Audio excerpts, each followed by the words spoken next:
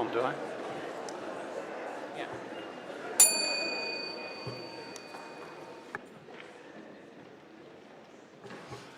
Yeah. Good morning, Synod. Welcome to Saturday's business. And we're going to begin our session with worship. I'd like to hand over to the chaplain to lead us.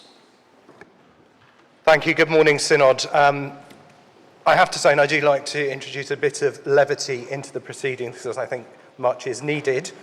The best quote I have heard this morning is someone say to me, "I feel terrible, I sat at the wrong table for breakfast." I did not know that there were any standing orders about the table you sat at for breakfast, but there you are. You learn something new every day is a school day, as they say. Joking aside, today, as well as praying for God's creation this morning, we pray for those who are being ordained today. So in our stillness and in our quiet, I wonder if we might pray for those being ordained. Among them is Archbishop Justin's son, and so we pray for Archbishop Justin, Caroline and the whole family as they are together for that special day. Now, it's my great pleasure to introduce you to colleagues from the Diocese of Durham who are going to lead our worship for us. Thank you.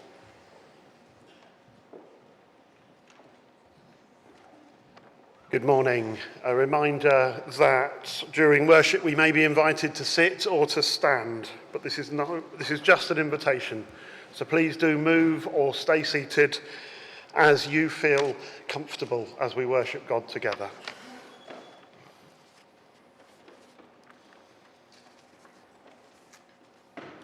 O Lord, open our lips. Blessed are you, Creator of all. To you be praise and glory forever. As your dawn renews the face of the earth, bringing light and life to all creation, may we rejoice in this day you have made. As we wake refreshed from the depths of sleep, open our eyes to behold your presence and strengthen our hands to do your will, that the world may rejoice and give you praise. Blessed be God, Father, Son, and Holy Spirit. Blessed be God forever. The night has passed and the day lies open before us. Let us pray with one heart and mind.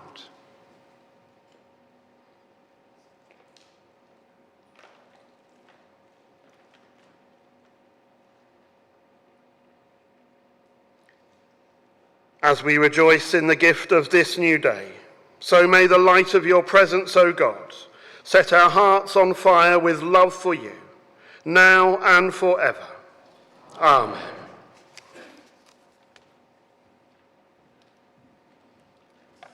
We come now to our psalm, which is Psalm 122. And if I read the odd-numbered verses, if you respond with the even verses. How lovely is your dwelling place, O Lord of hosts. I was glad when they said to me, "Let us go into the house of the Lord." Our feet Jerusalem, built as a city that is at unity in itself.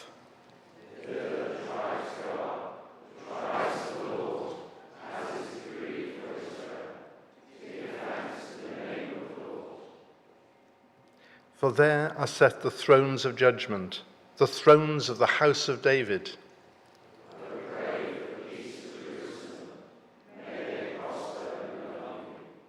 Peace be within your walls, and tranquility within your palaces.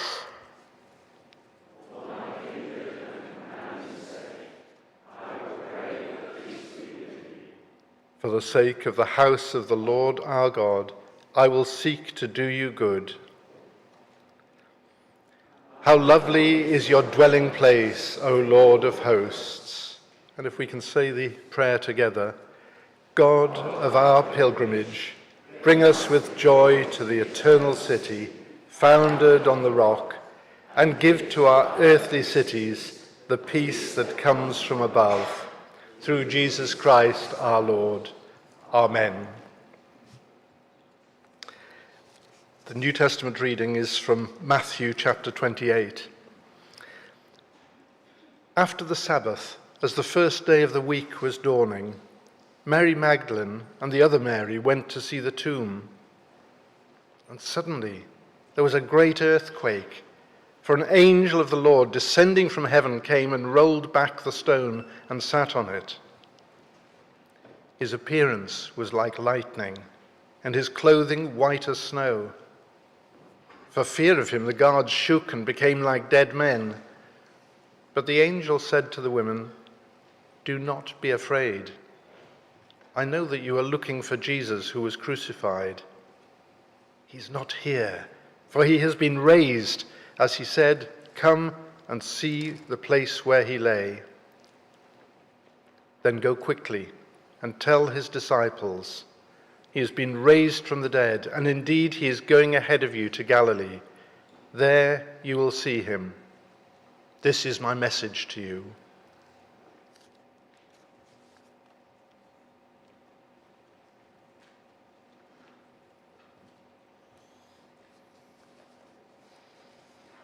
I invite you to stand as we say the Gospel Canticle, the Benedictus, together. Shine on us, O God, who dwell in darkness, and guide us into the way of peace. Blessed be the Lord, the God of Israel, who has come to his people and set them free. He has raised up for us a mighty Saviour, born of the house of his servant David. Through his holy prophets, God promised of old to save us from our enemies, from the hands of all that hate us, to show mercy to our ancestors, and to remember his holy covenant. This was the oath God swore to our father Abraham, to set us free from the hands of our enemies, free to worship him without fear, holy and righteous in his sight all the days of our life. And you, child, shall be called the prophet of the Most High, for you will go before the Lord to prepare his way, to give his people knowledge of salvation by the forgiveness of all their sins.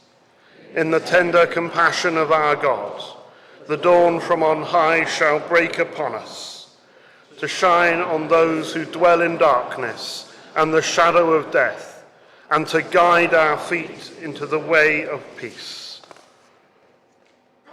Shine on us, O God, who dwell in darkness, and guide us into the way of peace. Glory to the Father, and to the Son, and to the Holy Spirit, as it was in the beginning, is now, and shall be forever. Amen. We remain standing as we sing.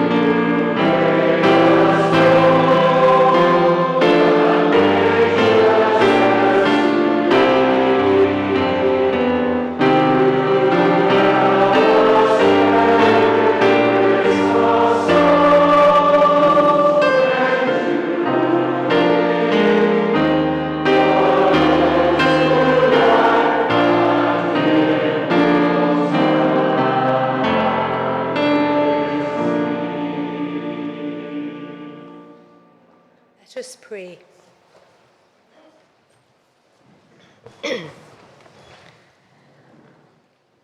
God of wisdom, we give thanks for the day ahead, for the tasks we will undertake, and for the discussions we have.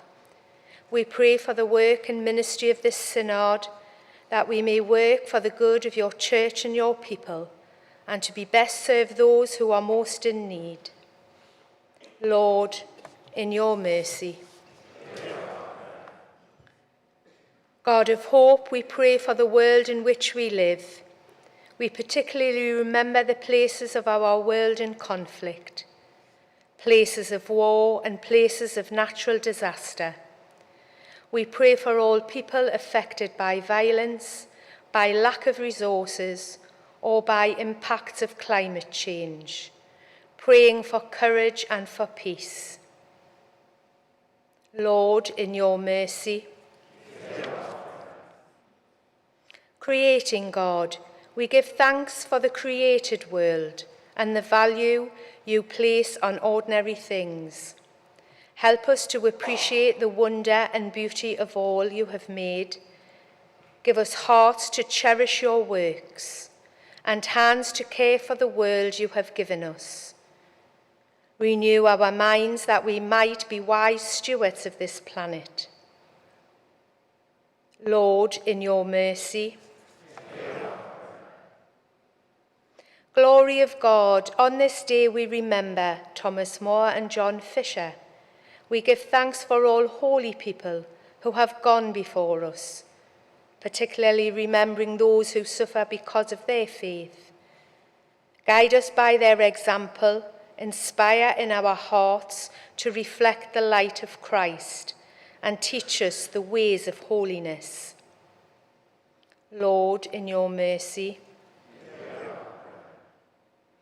United in the company of the communion of saints, with whom in fellowship we join our prayers, may we, like them, be made perfect in your love.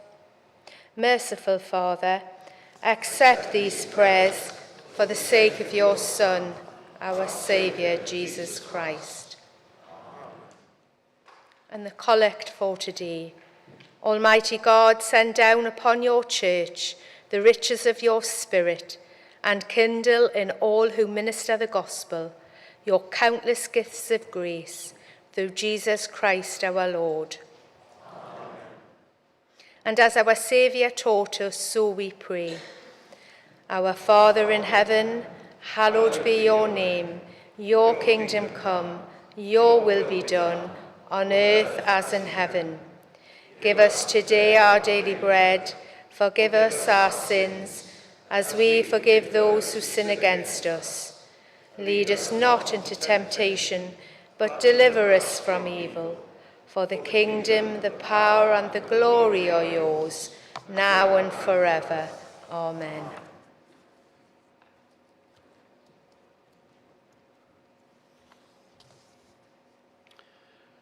The Lord bless us and preserve us from all evil and keep us in life eternal. Amen. Let us bless the Lord. Thanks be to God.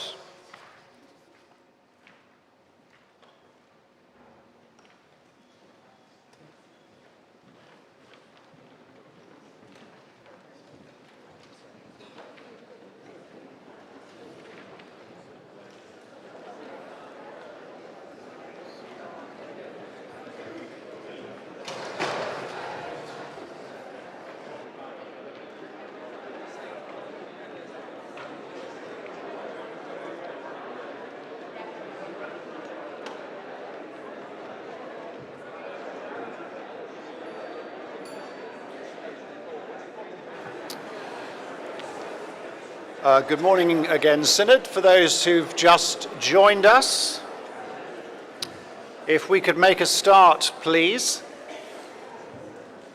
Before we move to item 511, I'd like to invite the chair of the Business Committee to address the Synod. Sorry, Robert, you rushed up.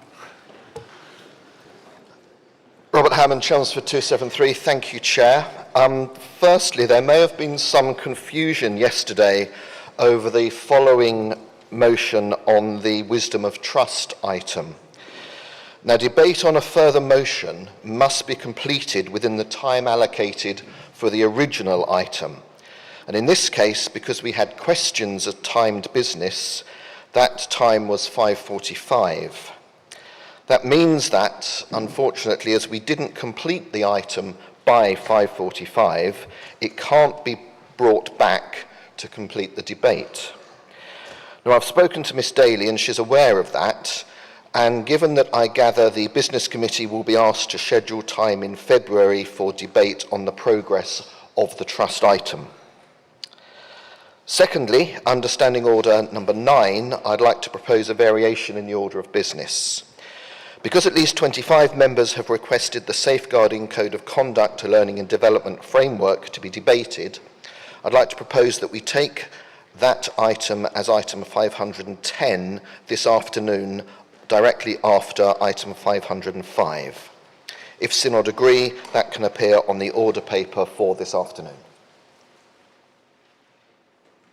Thank you. The Chair of the Business Committee has proposed a variation on the order as he's just stated. I need to take a vote from the Synod on that, so those in favour of that variation, please show.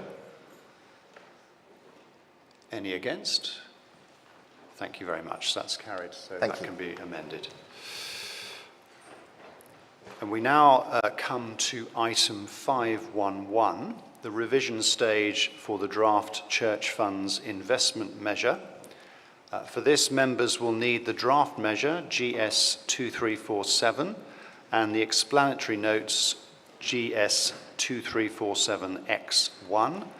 And as stated in Special Agenda 1, the Revision Committee has authorised the Clerk to inform the Synod that no proposals for amendment were received by the Committee and that there are no other matters for it to report.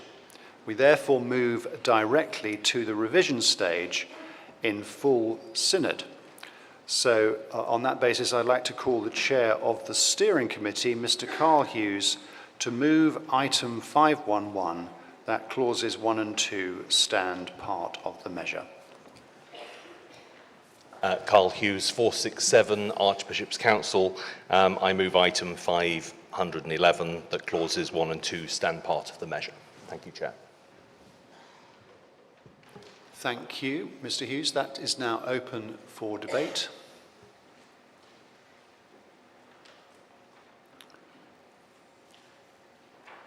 Thank you. I see no one standing. Carl, you can reply if you like to the non-existent debate. So therefore, I now put item 511 to the vote. Those in favour, please show. Those against? That is carried. And I'd now like to ask Mr. Hughes to move item 512, that the long title stand part of the measure. Carl Hughes, 467 Archbishop's Council. I move item 512, that the long title stand part of the measure. Thank you. And this item is also open to debate, should anyone wish to. No, once again, I see no one seeking to speak to that item.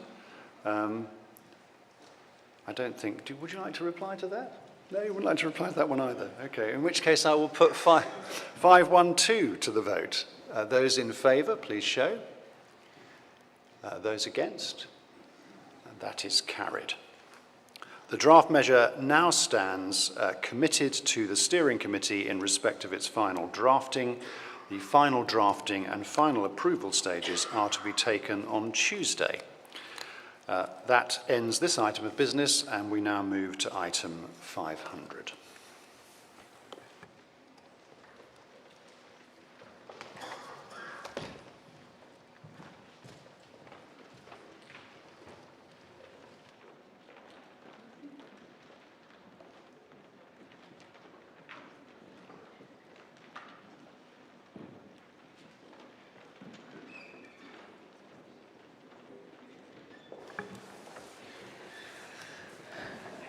Good morning, Synod. Thank you for being here. We come to item 500, the report of the Revision Committee on the draft chancel repair Church Commissioners' liability measure.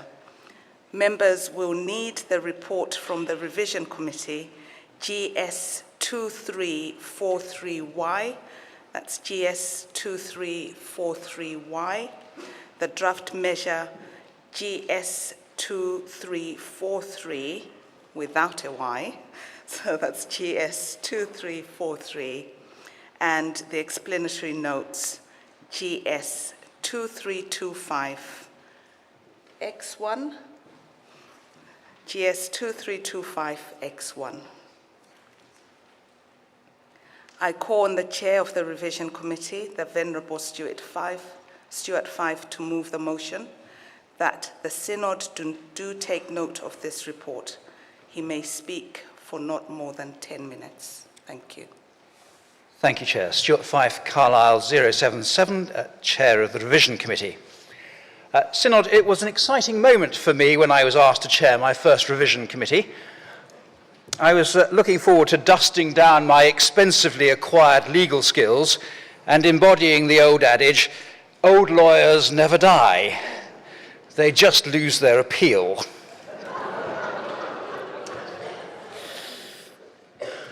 It therefore came as something of a letdown to discover that the Chancel Repair Church Commissioners' liability measure was disappointingly well drafted and boringly sensible in every respect. The Revision Committee, in fact, received only one submission from the Prolocutor of Canterbury, thank you, Luke, proposing an amendment to enable small amounts of chancel repair liability to be waived by the making of a one-off payment to the relevant PCC. It is, as you would expect from the Prolocutor, an entirely sensible suggestion, addressing the fact that the cost to PCCs of claiming small amounts of chancel repair liability could become burdensome, but that failure to make such claims could prejudice grant applications on the basis that chancel repair liability was available for them to claim. However, the committee did not make the amendment for two even more sensible reasons. Firstly, the proposed amendment was outside the scope of the measure. Members will, I'm sure, remember Julie Siegel's graphic description of chancel repair liability, creating a splatter pattern of unintended consequences akin to making pancake batter in a blender with the lid off. We will never clear up the whole mess. So this measure, I remind members, relates solely to one particular area we can happily clear up, namely church commissioners' chancel repair liability. Now, because Luke Miller's amendment didn't relate to church commissioners' liability, it was outside the scope of this measure and therefore couldn't be accepted. But the second reason we didn't accept it is that, pleasingly, what the Venerable Archdeacon is looking for is already possible through Section 52 of the Ecclesiastical Dilapidations Measure 1923. The only surprise in this is that Luke, as the Archdeacon with the most encyclopedic knowledge of obscure legislation of any Archdeacon in the Church of England, didn't already know that. Now, that is not to say, Synod, that the Revision Committee didn't take its responsibility very seriously. We scrutinised the measure very carefully, clause by clause, but disappointingly, I must return the measure to you unamended, grudgingly admitting that it was rather well drafted. I now look forward to the debate in the hope, Synod, that you can put me through my paces and give me the satisfying impression that I've done something useful in chairing my first Revision Committee. I would simply remind Synod to restrict their contributions to matters relating to church commissioners' chancel repair liability and not to the wider mess of Juliet Siegel's pancake batter. I move the motion that Synod do take note of this report.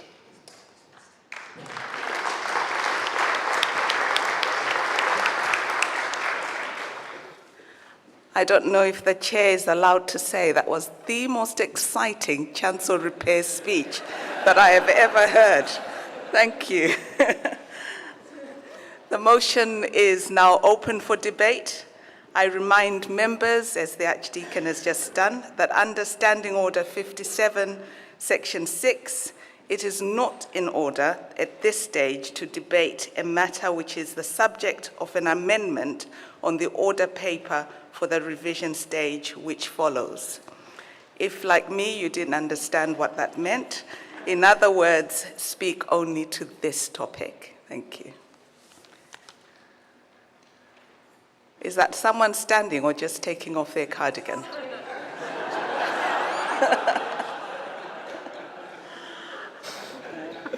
I call on Flora and Luke. Thank you very much, Chair, and good morning, Synod. Flora Winfield, Third Church, Estates Commissioner 459. In my role as Third Church Estates Commissioner and Chair of the Mission and Pastoral and Church Property Committee, I commend this draft measure to you, and I will vote in favour of the motion. This measure is needed because it is the only way to resolve a complex set of issues around chancel repair liability, and it will enable us to do some good at the same time. Providing long-term certainty and support for parishes and cathedrals so that they know that chancel repair liability bills will be paid by the commissioners when needed and when in relation to the liability attached to the commissioner's land assets. By retaining the liability ourselves instead of passing it on at sale, and by putting this on a statutory footing, the commissioners are significantly mitigating the risk of non-payment or legal action by other parties. This is a more pastorally sensitive approach for all concerned, and it can only benefit our parishes and cathedrals and help them as they continue to care for their church buildings as part of our shared ministry. This proposal has the support of both the Mission, Pastoral and Church Property Committee and the Commissioners' Board of Governors, and I commend it warmly to you. Thank you.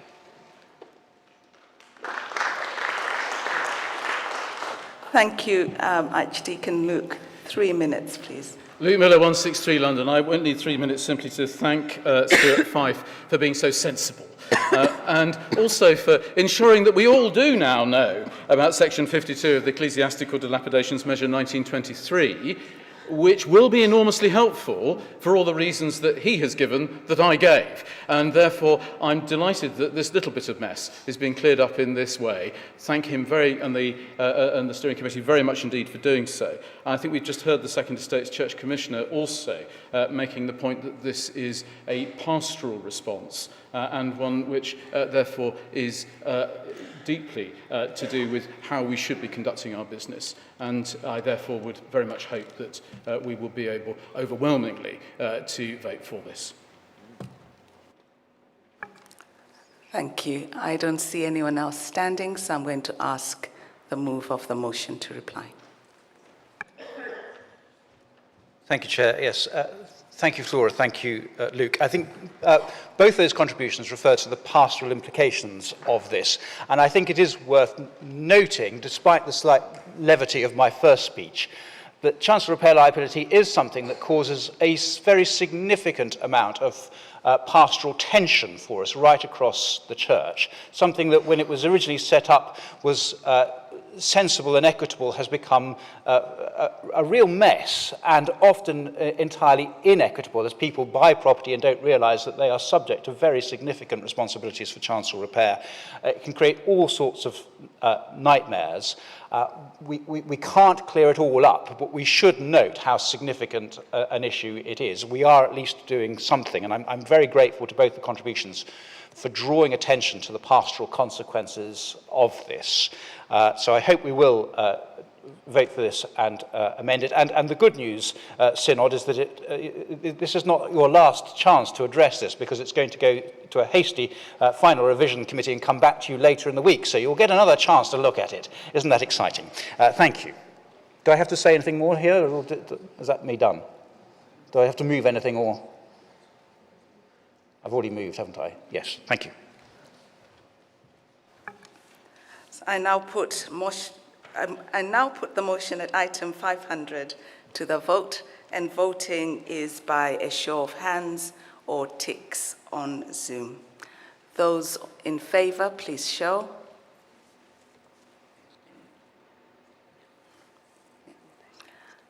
And those against? The motion is carried. Thank you. We now come to the revision stage for the draft measure. No notice of any amendments has been received. Accordingly, I call the chair of the steering committee, Canon Julie Ziegel, to move the motion at item 513. The clauses 1 to 6 stand part of the measure. Julie De Ziegel, 377 Oxford. I move that clauses 1 to 6 stand part of the measure. Thank you. This motion is now open for debate.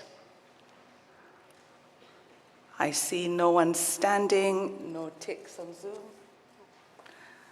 We therefore move this item to the vote, and voting will be by a show of hands. Those in favour?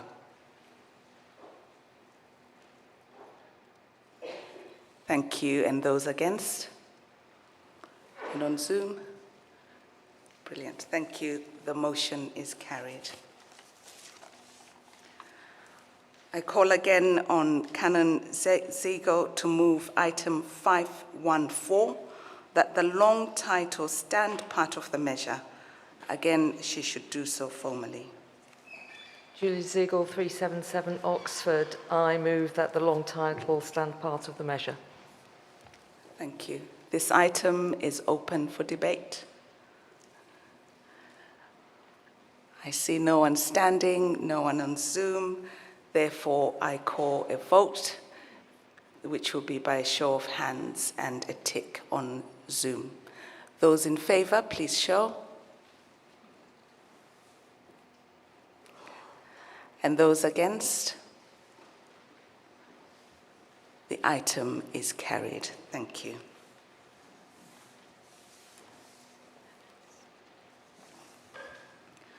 That completes the revision stage for the draft Chancel measure, Church Commissioners' Liability Measure. The measure now stands committed to the steering committee in respect of its final drafting. The final drafting and the final approval stages are to be taken on Tuesday.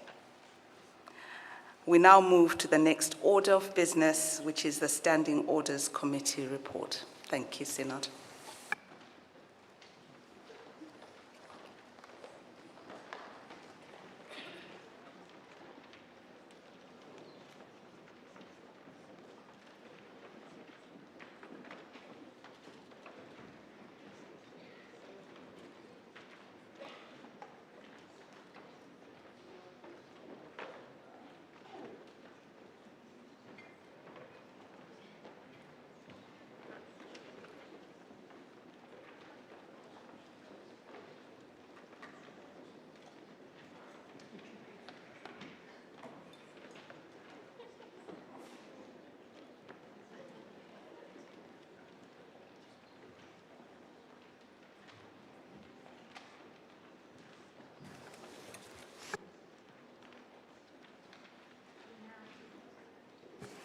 We now come to the next item, proposed changes to the standing orders relating to the Crown Nominations Commission, for which you will need the paper GS 2355 and the order paper 2, and you will see that there are many items we will be voting on here. So first of all, I wish to invite Mr. Clive Scowen to speak to, but not move, items 45 to 53 at the same time as move item 44. You have up to 10 minutes. Thank you. Thank you, Chair. Clive Scowen, London 358. And if you wonder why I'm doing this, I happen to be both a member of the Standing Orders Committee and the Crown Nominations Commission, so it seems to fit. The proposals in the standing order changes have been agreed by all 10 of the remaining elected central members of the CNC to address 3 urgent matters. Firstly, the desirability of there being at least one person of global majority heritage on each CNC. Secondly, the basis on which a substitute for a particular CNC is appointed where the member or the remaining member of a pair are or is not available. And thirdly, the need for it to be possible for a person to be present at a CNC meeting to assist a disabled member, which is currently not allowed. The change to electing 6 pairs as central CNC members was made by General Synod in July 2021, and the accompanying General Synod paper noted that this is a key recommendation in relation to the aspiration to increase the diversity of voices of those involved in choosing diocesan bishops. The proposition is made in the context of first increasing the number of central members to 12 in order to provide an opportunity for there to be a greater breadth of perspective among those elected. As hoped, the 2022 elections resulted in 25% of the elected central members being of global majority heritage, and indeed some younger members than had ever been on before. And although that didn't guarantee the presence of at least one GMH member on each appointment, it made it far more likely than not. Only one CNC out of the 7 held since 2022 has not had a GMH member, though ironically that CNC was the only one to appoint a GMH bishop. Following the resignation of one lay member and the ordination of another, the proportion of GMH members among the central members has reduced to 10%, or just one person. It's therefore likely that there will be no central members of global majority heritage on about half of the appointments in the future if no changes are made. It's extremely difficult, if not impossible, to define with legal precision the meaning of global majority heritage with a clarity that's needed to judge whether a potential candidate for election is qualified or disqualified. So a mandatory requirement or a quota are not possible, even if considered desirable. Further, the single transferable vote system is not suited to reserved places and can lead to some counterintuitive results. So we feel that the best that can be achieved to ensure global majority heritage membership of any particular CNC is by a discretionary power of co-option, or where appropriate, requiring that in appointing a substitute to serve when an elected member cannot, due regard is had to the desirability of appointing a person of global majority heritage. Now, if a diocesan 6 are considered unrepresentative of their diocese, the CNC can co-opt a non-voting member to remedy that deficit. So if a diocesan 6 from a diocese with a significant global majority heritage population has no GMH member, that power could be exercised to co-opt such a person from the diocese. But at the moment, there's no equivalent power to co-opt a GMH General Synod member as a non-voting member of a CNC, as it were, on the national side. So it is proposed to amend the standing orders to provide that where on a particular CNC there's no GMH member and there is no basis for co-opting a GMH person from the diocese concerned, there should be a power for the CNC to co-opt a GMH member of General Synod in a non-voting capacity. So that's the first thing. Currently, moving on to the substitute members, currently if both members or the remaining member of a pair are unavailable, the Archbishop chairing the particular CNC appoints one of the other central members who would not otherwise be serving on that CNC to substitute. Only if that is not possible does the chair of the relevant synodical house get to appoint a substitute. It seems unfair that it is not currently possible to ensure that the person appointed to substitute is of broadly similar views to the member unable to serve. On the one occasion since the standing order was changed, when a substitute has been needed, none of the other central members available to substitute for her held views broadly similar to that person who was unable to serve. And so we are proposing that the power of the Archbishop to appoint someone from within the existing central members will be replaced with a power for the member or members unable to serve to nominate a substitute who clearly could be another central member, but doesn't have to be, it's the key thing, subject to ratification by the chair of the relevant synodical house in order to ensure that bizarre appointments are not made.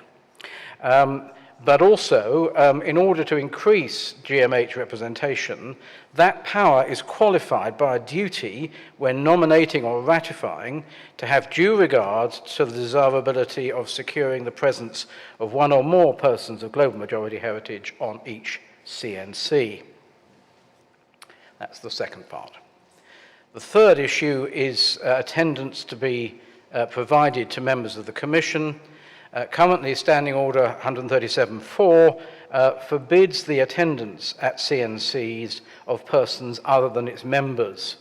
And so it's not permissible at present for a person to attend to provide assistance to a person with a disability, for example, such as a BSL interpreter. We consider that unjust, and that reasonable adjustments ought to be permissible to facilitate the attendance of members with a disability.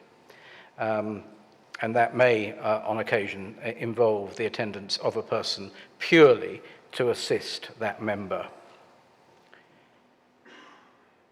Further consideration may be given in due course to other matters, such as whether and how to enable the appointment of a permanent replacement of a member of a pair who has resigned or otherwise had to leave, and whether interpretation should be provided to members who don't have a disability but don't speak English.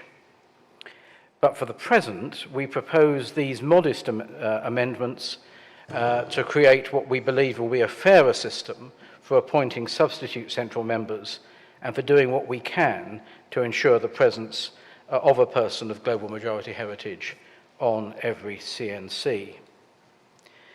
So item 44 is the one that deals with the appointment of substitutes and will enable, where neither member of a pair is able to serve on a particular CNC, them to nominate somebody to serve in their place, subject to the ratification of the chair of the relevant house. And that is what I move at the moment. Item 44 is now open for debate.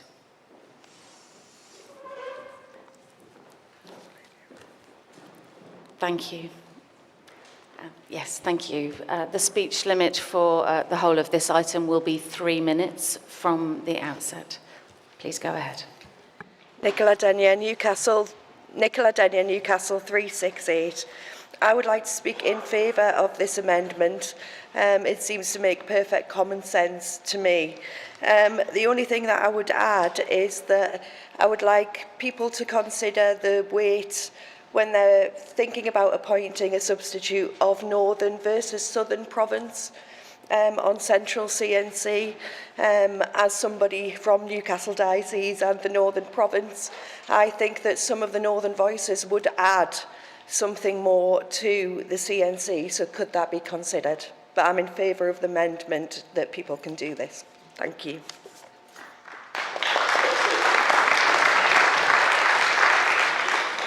After our next speaker, I call Mr. Appleton. Thank you. Jamie Harrison, Durham 301.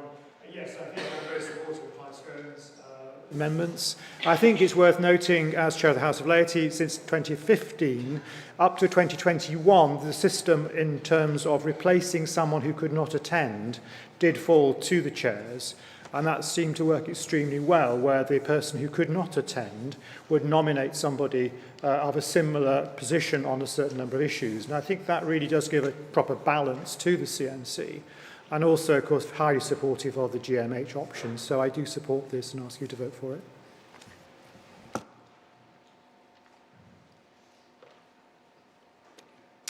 Luke Appleton, Exeter 309. Just to make the point that I'll be supporting and voting in favour of all of these amendments, but I do want to bring us back to theology. Part of the reason I should be supporting it is because there is partiality in the church. James talks in James 2 verse 1 says, "My brothers, show no partiality as you hold the faith in our Lord Jesus Christ, the Lord of glory." We have partiality, and that is reflected in lack of diversity. So on one level, yes, I support this, but on another level, we have to get to a place where we are not showing partiality in any respect. In an ideal world, we would not be co-opting people based on their skin colour, because we would be being led by the Spirit. I see this as, I guess, a form of partiality to address another form of partiality. But I think we must reflect on James's words. Thank you.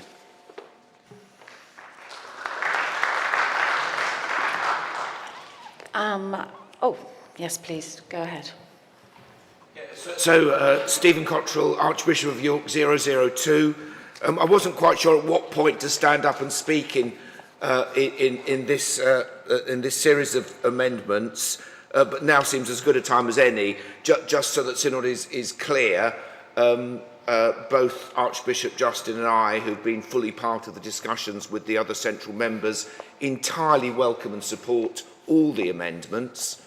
And I want to say how grateful I am to the CNC central members for their flexibility and willingness to look at these issues. A lot of it is about the law of unintended consequences. You know, the trouble with which we did appoint some younger GMH people is their lives are evolving and changing, and things have changed, and they're no longer able to be part of the CNC. We're going to really miss them, but it has created a problem. And actually, although I do entirely support the amendments before us this morning, I don't think they're going to solve the problem, Synod. I think, and the central members of the CNC are aware of that. It's so important that the CNC does fully represent the breadth of our beautiful and diverse church. And like one of the previous speakers, you know, I don't think any of us are entirely happy with the fact that apart from me, there's only one other person from the Northern Province. So there's other things, you know, how we address this is not easy or simple, but we shouldn't be satisfied that we've yet done the job. But I entirely support these amendments. This will be a step forward, but I just want to put Synod on notice that I think all of us on the CNC recognise that there's more to do in terms of gender, ethnicity, disability, geography and church tradition. And therefore I'm hoping in due course we will look again at this. We only made this change a couple of years ago from the old system. We are still learning, but I'm very grateful to Clive and to others for bringing these amendments this morning.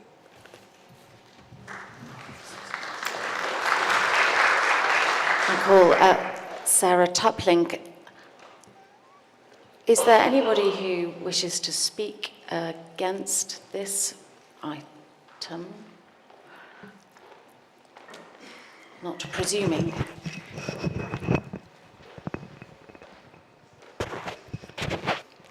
Good morning.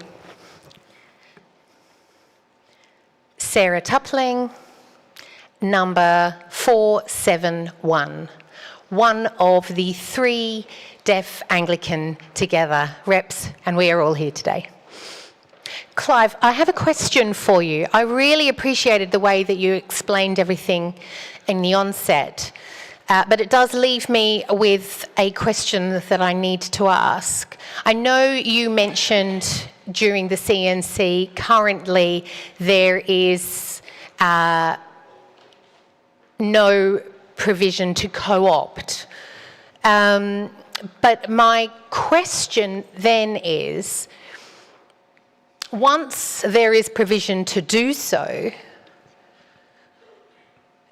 does that person have to be a voting member of General Synod, or can they be a non-voting member of Synod? And if I explain where I'm coming from with this question, it's because presently we three DAT, Deaf Anglican Together reps, we do not have the power of voting here. And I suppose there are others in the chamber who have a similar experience. So that is the reason for my question, which I'm asking today. Thank you. Thank you.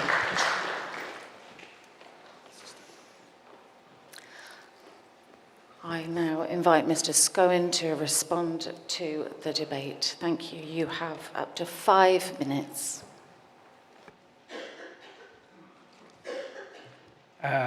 Just to respond particular to points made. Nicola Denyer, yes, thank you for affirming that this is common sense. The Northern Province is, of course, very important. I would just point out, and it's also partly in response to Archbishop Stephen, the membership we have is the result of an election by this synod using the single transferable vote, in which Northern Province members had a vote alongside everybody else. They finished up electing only one of the 12 from that province.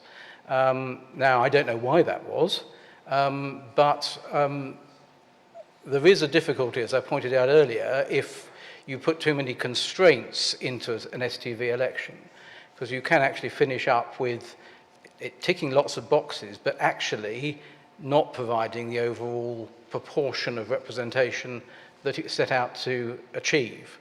So I do think it's a bit difficult, and I think for those who feel rightly that it's important for every part of the Church of England to be represented, that you know, they need to give regard when they vote to which part of the of England people come from, and that's obviously a lesson for the future.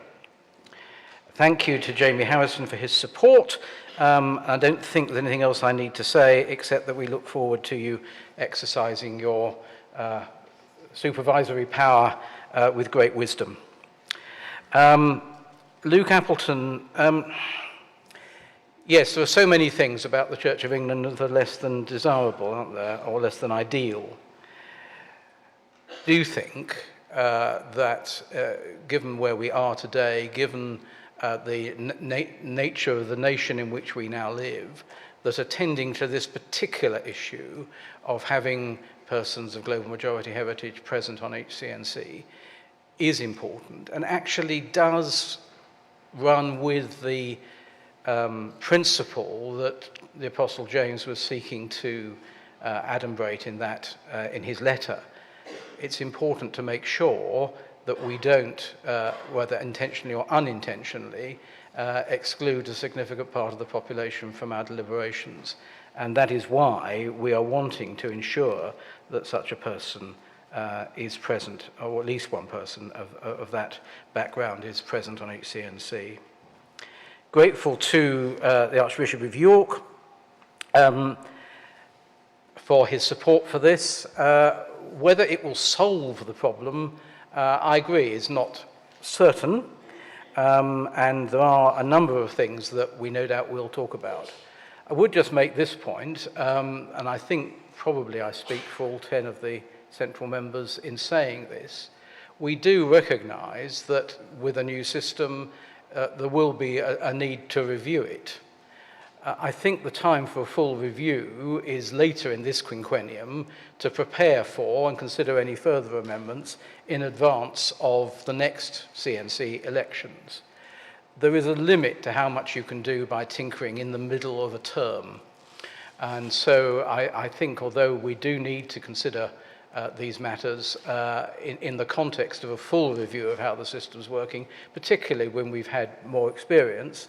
Thus far, there have only been 7 CNCs since we were all elected, and we do need a bit more experience. But certainly, I think we will come back to look at the whole system and consider what changes need to be made, and clearly in doing that, we will consider issues of global majority heritage and disability and geography and so on.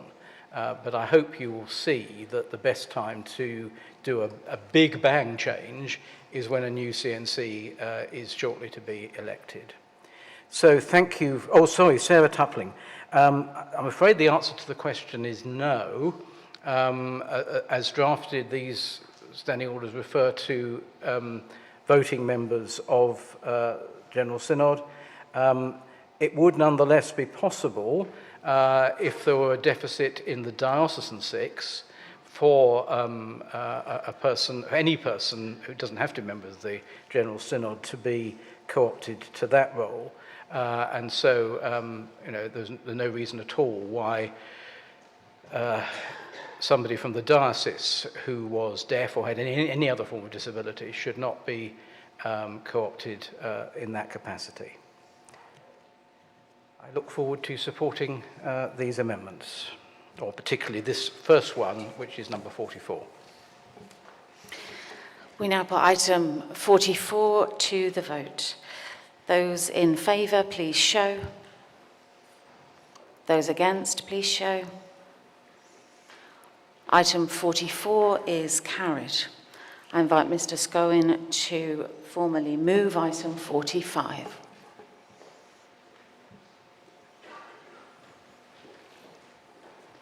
Chair, I move item 45, which is the one that enables a person to attend to assist a person with a disability.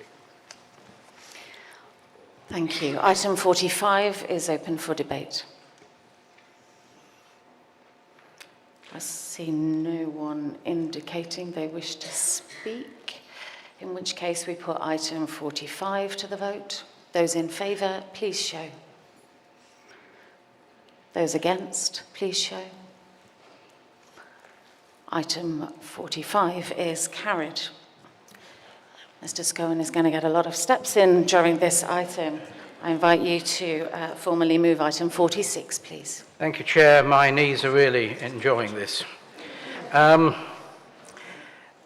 move item 46, which is the one that enables the co-option of a global majority heritage member of General Synod to a particular CNC. Item 46 is now open for debate. Yes, Andrew Corns.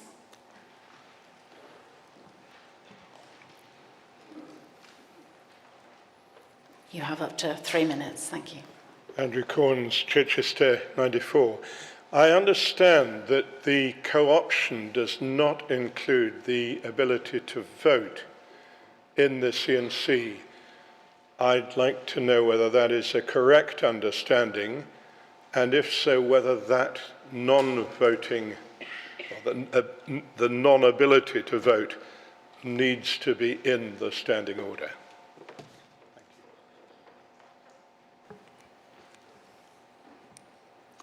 I see no one else indicating they wish to speak, which means that the debate on that is ended, and I invite Mr. Scowen to respond to Mr. Corns. My response is to Mr. Corns is to wait for the next amendment, which deals with that point. Yes, co-opted members, whether from the diocese or from the General Synod, are co-opted in a non-voting capacity. But because of the way the standing orders work, that change has to be made in a slightly different place, so it's the subject of a different amendment. We now put item 46 to the vote. Those in favour, please show. Tempting as it is to gallop through all of these, it takes the Zoom ticks a little longer to arrive, so we will hesitate. Those against, please show. Item 46 is carried. Mr. Scowen, please move item 47. Going London 358, Chair, I move item 47, which provides that a co-opted GMH member is not a voting member. Item 47 is now open for debate. As I see no one indicating they wish to speak, we put item 47 to the vote. Those in favour, please show. Those against, please show. Item 47 is carried. We've got the hang of this pattern, Mr. Scowen. Please, would you move item 48, please? Clive Scowen, London 358. There's a general prohibition in the standing orders against co-opting to the CNC, and so exceptions have to be specifically listed. We are adding to that list of exceptions, and that's what number 48 achieves. Item 48 is now open for debate.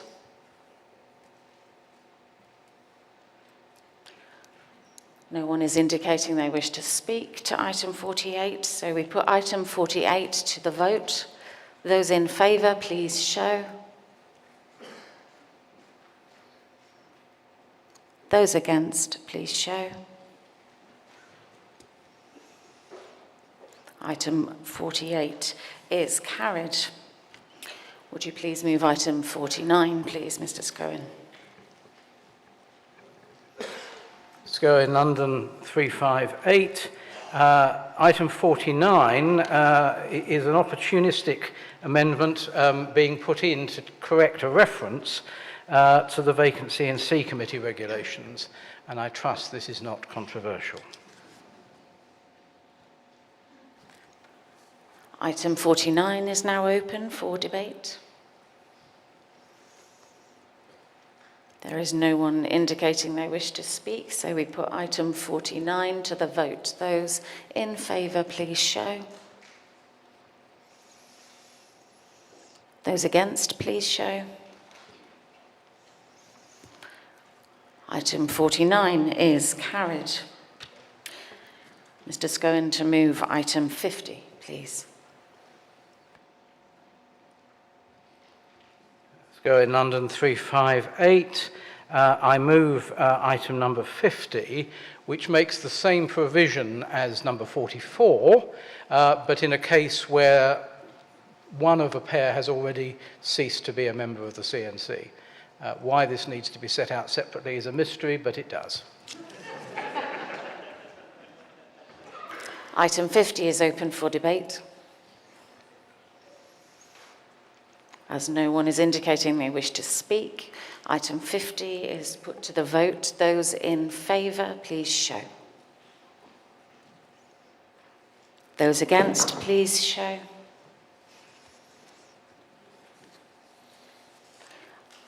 Item 50 is carried.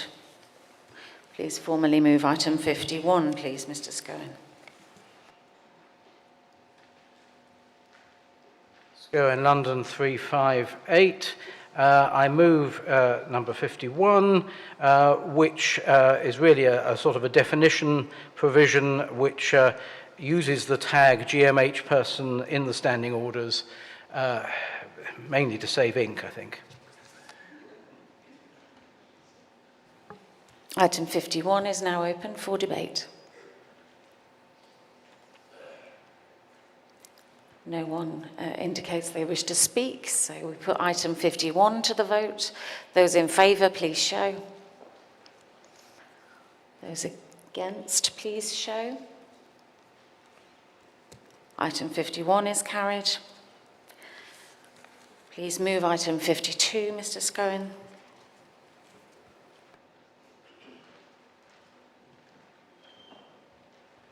Scowen, London 358. I move item 52, which generalises the definition of GMH person, which currently appears only in Standing Order 3139.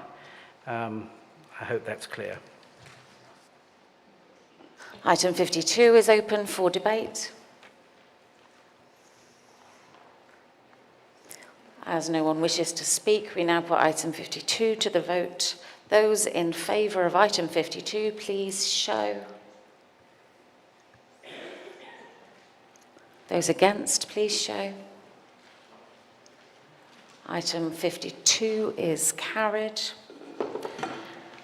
Would you please move item 53, please, Mr. Scowen?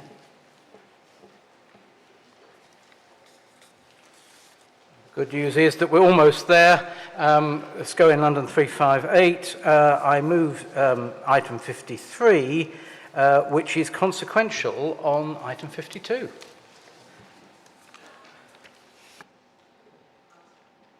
Item 53 is open for debate. As no one wishes to speak, we put item 53 to the vote. Those in favour, please show. Those against, please show. Item 53 is carried. That now concludes this item, and we will be moving on to the next item, which is the Archbishop's Council budget and apportionment. Thank you.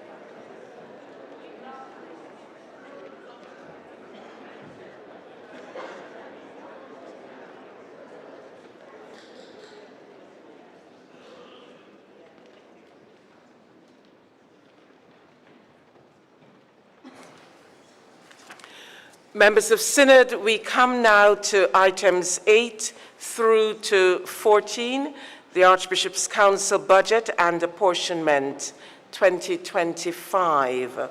Members will need GS 2356.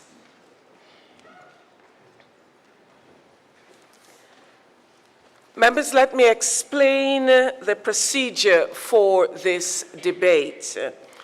There are 7 items to be considered during this debate. When Carl Hughes moves item 8, the take note motion, he will speak to that item and to items 9 to 14. Therefore, under Standing Order 22.3, I have used my discretion to allow Carl Hughes to speak for up to 15 minutes on item 8. During the debate on item 8, I will be seeking contributions from members in batches of 3. Under Standing Order 21.8, which provides that the members speaking on behalf of the Archbishop's Council in relation to the annual accounts or budget to speak more than once, I will invite Carl to respond for up to 2 minutes to each batch of contributions. When item 8 has been completed, I will invite Mr. Hughes formally to move items 9 through to 14 in turn. I now call on Carl Hughes to move item 8. You have up to 15 minutes. Carl Hughes, 467 Archbishop's Council. Good morning, Synod. At the outset, I'd like to pay tribute to the work of my predecessor, Canon John Spence. His vision for renewal and reform, increasing ordinand numbers, and his desire for growth in our worshipping communities undoubtedly repositioned many aspects of the Church's mission and ministry for the 2020s. And I intend to build on that legacy. But please note from the outset that further change is needed. Maintaining the status quo is not an option in terms of our financial sustainability. So this morning I want to address two principal topics: the Archbishop's Council budget for 2025 and the wider landscape of the Church of England's current financial condition. Firstly, the Council's budget, the details of which are set out in GS 2356. We've tried to make the font on the slides as large as possible, but we will be circulating the slides to all Synod members later. The Archbishop's Council's budget for 2025 is what I would term business as usual. The key points to which I would like to draw your attention are as follows. The Council's planned budget for 2025 is £64.1 million. This is some £1 million less than this year's forecast expenditure, but almost £7 million, that's 12%, above the 2024 budget. There are three reasons why the 2024 forecast is around £8 million above budget, noting that this additional expenditure is funded by the Church Commissioners within existing triennial spending plans. Firstly, there's a £1.7 million timing difference on the church house accommodation project. This needs to be seen in the context of annual savings of £1.5 million across the NCIs due to a reduced church house footprint. A further £2 million relates to TEI innovation funding for research and pilot projects aimed at widening the pool of people training for lay and ordained ministry, including new courses in youth and children's ministry and improving accessibility. £2.2 million of the difference is for the Finance Transformation Programme. The additional support from the Church Commissioners means that next year the diocesan apportionment will fund broadly half of budgeted expenditure. This proportion has reduced consistently from almost 90% 10 years ago. I now turn to the constituent parts of the budget. Training for ministry is vital for the flourishing of our church and ensuring we have well-equipped clergy to serve in our parishes, chaplaincies and other worshipping communities. Sadly, we expect the number of ordinands this autumn to be some 38% less than the recent peak reached 4 years ago. The Council's ministry development team is working with DDOs and others, aiming to encourage more vocations. The operating budget comprises work that can only be done or is most efficiently and effectively carried out nationally by the Council and the Shared Services team. Nationally isn't confined to London, with hybrid working and also additional office space at Bishopsthorpe, providing more flexibility in where staff work. The slide shows the main expenditure increases compared with the 2024 budget. This triennium spending plans included funding to establish an incumbent development programme and to expand development for our current and future lay ministers and senior leaders. This expenditure builds to a higher level next year.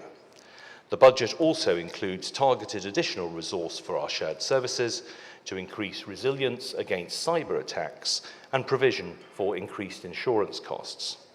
There is also resource for the expansion of the regional safeguarding model to full capacity. Now some brief comments on the other votes. On grants, the budget provides for inflationary increases to the inter-Anglican budget and ecumenical instruments. This year, mission agency pension contributions are being funded from reserves, and as planned, funding will be from diocesan apportionment next year. There is a 5% increase planned in the apportionment-funded grants for clergy retirement housing, and this has been supplemented by triennial funding due to the pressures noted on the screen. This next slide shows the proposed 2025 diocesan apportionment for each vote. As noted earlier, apportionment funds just over half of relevant expenditure and less than a quarter of the operating budget. As signalled 2 years ago, there is an inflationary increase in apportionment next year, the first increase since 2019. But the apportionment is still £9 million less than it would have been had it been increased by inflation since then. So I commend the Council's 2025 budget to you. Let me now turn to the wider landscape of the Church of England's current financial condition. In this context, I'd like to draw attention to GS MISC 1384 relating to the Diocesan Finances Review and GS MISC 1391 relating to clergy pensions and stipends. The detailed work undertaken over the past 6 months lays bare that the primary crisis the Church is facing today is missional. The financial challenges are consequential. The Church of England has seen a decline in average weekly attendance from 1.2 million in 2001 to 654,000 in 2022, obviously exacerbated by the pandemic. This has been followed by modest growth of 5% in 2023, which, whilst welcome, does not significantly move the dial. Over this period, as attendance has declined by 43%, we have applied patches to keep the church economy afloat, and we've become ever more addicted to funding today's mission and ministry from historical wealth, rather than funding today's ministry from today's giving.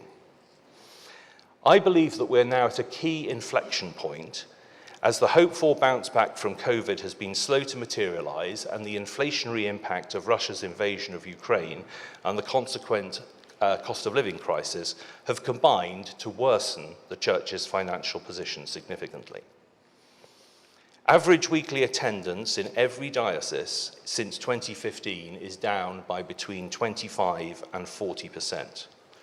More than 20% of our 15,000 churches have an average weekly attendance of less than 20. In some dioceses, parish share is down by over a third in real terms since 2019. The number of regular givers has fallen by 30% over the past decade, from 572,000 in 2013 to 400,000 in 2022. And in 2022, the real value of the average regular gift actually fell. The number of new ordinands entering training is down 38% since 2020, with 350 new starters last September compared with an original aspiration of 650. 2/3 of the new starters are at 1/3 of the 22 TEIs. Thus, only 940 ordinands are in training today. Hence, we're currently undertaking a review of the financial condition of TEIs, which will also help us to understand more clearly the marginal costs of different training pathways. However, there are areas for optimism. The parish giving scheme continues to go from strength to strength, with over 75,000 parishioners now using this facility, giving over £8 million a month, including gift aid. PGS is now owned and funded by the National Church, thus providing additional resources and expertise, enabling it to flourish and be accessible to all. We're starting to see positive outcomes from our strategic investment programmes, as can be seen in GS MISC 1383, the SMIB's 2023 annual report. Indeed, may I encourage you to come along to our fringe meeting this evening to learn more about SMIB's work. Unquestionably, chairing SMIB is the most uplifting part of my role, focusing on intentional, strategic, missional investment across all traditions, especially amongst children and young people, and in areas of deprivation across urban, rural, coastal, and estates contexts. Last autumn, we decided that we needed to undertake a root and branch review of what I call the Church of England money go round, whereby funds are given to dioceses and parishes and then paid back in part to the National Church. These funding flows and the basis of their calculation are largely obscure and lacking in transparency, and consequently are either misunderstood or viewed with suspicion. The first phase of the DFR was to create, for the first time, a consistent, comparable, reliable financial data set across the dioceses, which will enable us to ensure that the financial implications of future proposals can be modelled and clearly articulated.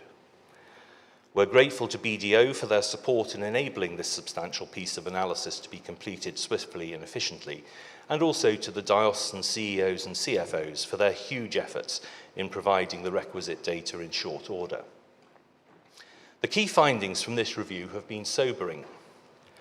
In 2019, 18 dioceses had an underlying operating deficit. This increased to 30 dioceses in 2022. And the forecast consolidated deficits across the dioceses for 2024 is £60 million. Some dioceses can draw on historical resources, some are operating on fumes. Diocesan investment assets, i.e. property and investments excluding parsonages and offices, range from nil to 170 million. And there's a lot of money around. Parishes have reserves in the order of £1.6 billion, clearly very unevenly distributed, and church bodies have investments in the CBF funds alone of more than £3 billion. So what next? What are we doing in phase 2 of the DFR? Well, we've set ourselves the following objectives: to identify mechanisms to ease dioceses' current financial stress, which help to develop the Church's longer-term missional and financial health, focusing on financial support of dioceses by the national Church, and simplification of the Church's financial systems and financial flows. This work is underpinned by a set of principles to ensure that all proposals can be assessed consistently. We're giving particular attention to whether the current financial arrangements, particularly between dioceses and the national Church, need to be updated, changed, or replaced.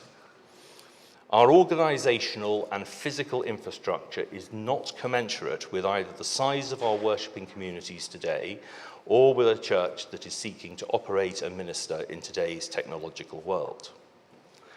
The issues which are being addressed by the DFR team and through several related work streams are as follows. First, we're reviewing Link with a particular focus on ensuring that such funding is actually directed to the most deprived frontline parishes. Secondly, we're looking at the interplay between Link, Diocesan Investment Programme funding, and other funding streams for which the SMIB is responsible, within the context of dioceses' strategic, missional, people and financial plans. Next, we're looking at the funding of the Council's budget, including diocesan apportionment, with a particular focus on understanding and simplifying the funding flows relating to ministerial training, the current pooling mechanism, and giving attention to the current funding gap that ordinands face between finishing their training and starting their first curacy. We need to ensure that appropriate funding arrangements for the clergy retirement housing service administered by the Pensions Board are in place, particularly as it's expected that the level of clergy retirements will remain high over the next few years. Our work clearly needs to take into account the effects of the governance proposals regarding size and shape of SENS. Dame Caroline Spellman and I have agreed that we must work closely together to ensure that we seek to address missional and financial challenges holistically. This is one of the reasons why the Diocese Commission and the DFR team are holding a joint fringe meeting this lunchtime. A real sense of urgency needs to be breathed back into diocesan collaboration and regional, national shared service arrangements. Replicating administrative, training and other functions 42 times is simply an anachronism. Everyone seems to agree with that, but no one wants to give up the way they do it. Consideration is also being given to tactical opportunities to simplify current funding arrangements, including arrangements for parochial fees in the context of our commitment to Synod last year. Finally, I turn to clergy well-being. All studies indicate significant mental health issues and financial anxiety amongst clergy. This is evidenced by increasing demand for the services of St Luke's and the Clergy Support Trust. Clergy stipends have not kept pace with inflation, especially since 2021. The national minimum stipend has fallen behind inflation, which has a consequential impact on the pension starting point for new and what can be done on pensions. What I've outlined is a substantial undertaking. It may well be some of these issues will need to be taken forward for further research and deliberation. As I said earlier, I believe that we're in an inflection point where these matters need to be addressed for the longer-term financial well-being of the Church. The timing is apposite, as this autumn the Triennium Funding Working Group will be reconstituted to consider funding and spending plans for 2026 to 2028.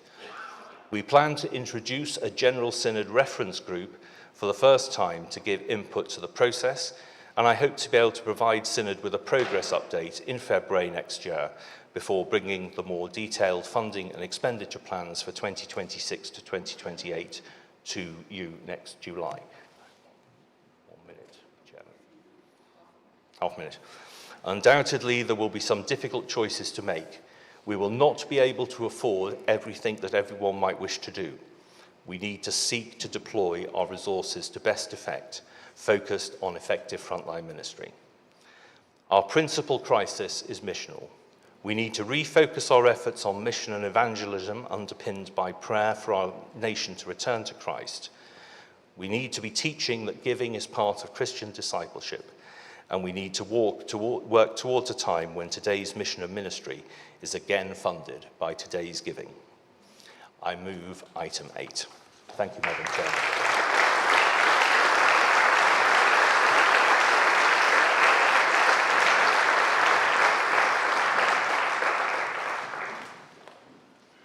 This item is now open for debate. Can I just see by a show of hands those who are expecting to speak?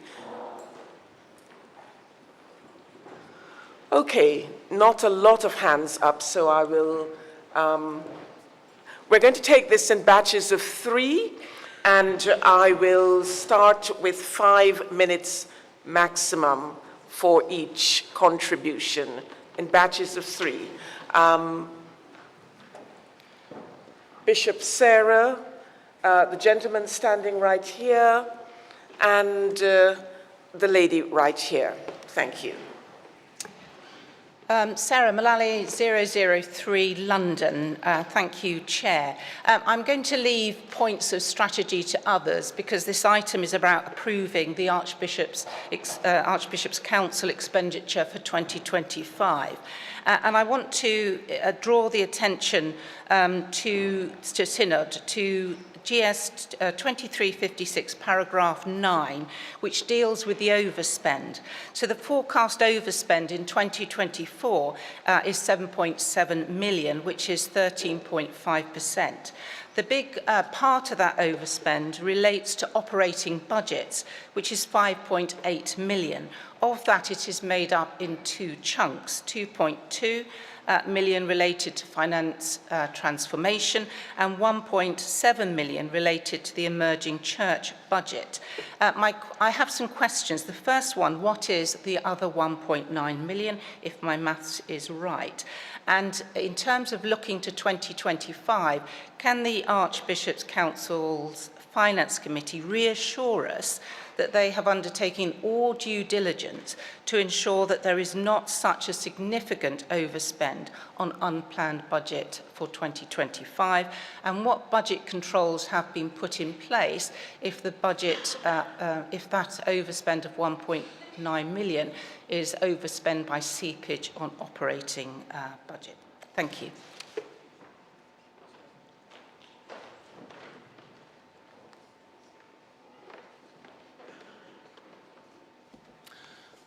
Andrew Orange, Winchester 430. Good morning, Synod. Carl, I'd like to speak in support of the general directions that you set out in your speech and to pinpoint 3 aspects that you alluded to and expand a little on them. First of all, I thought it was very interesting. You drew attention to the declines in church attendance, and you said the principal challenge of the church is missional. Members of Synod, it pains me, I just want to make this point, every time I come to Synod, that we discuss all sorts of things, we look inwardly to our own problems, but rarely do we sit here in Synod discussing the outward opportunities. Would the day come when we do that? I do hope it will come.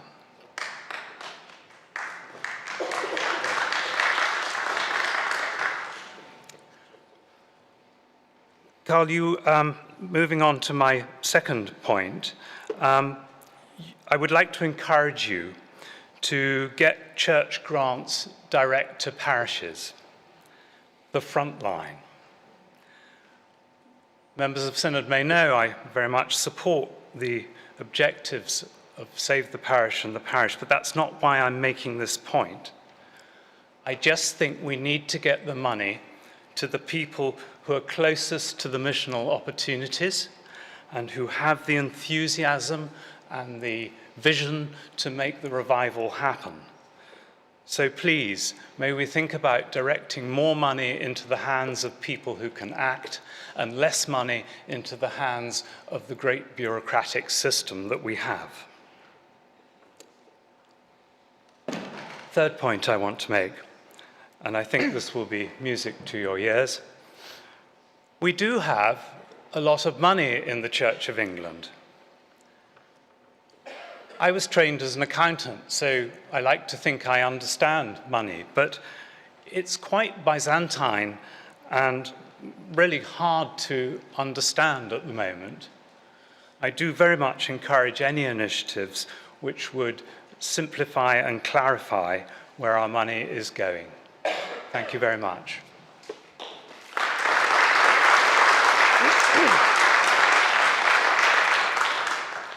Jane Palmer, Salisbury 213. Thank you for the report and for all the hard work that's gone into this.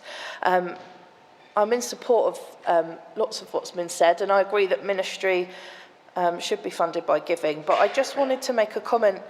I've said it before, actually, a couple of years ago, that we're not seeing a more nuanced understanding of finance. We're making quite black and white generalised comments, particularly thinking about the financial situation of the Church of England and that this is a missional challenge caused by decline. Our culture, our country is different. The ministry model that we're trying to fund is something about sustaining something that has been, which of course we long for it to be sustained, but lives are changing and younger clergy, younger people that are being drawn into the church do not have the same economic resources of older generations. Many of my friends are never going to buy a house, for example. So I think to say that the missional challenge will solve the finance is not enough. It's not nuanced enough. Also, ordinands need confidence that they can be financially supported.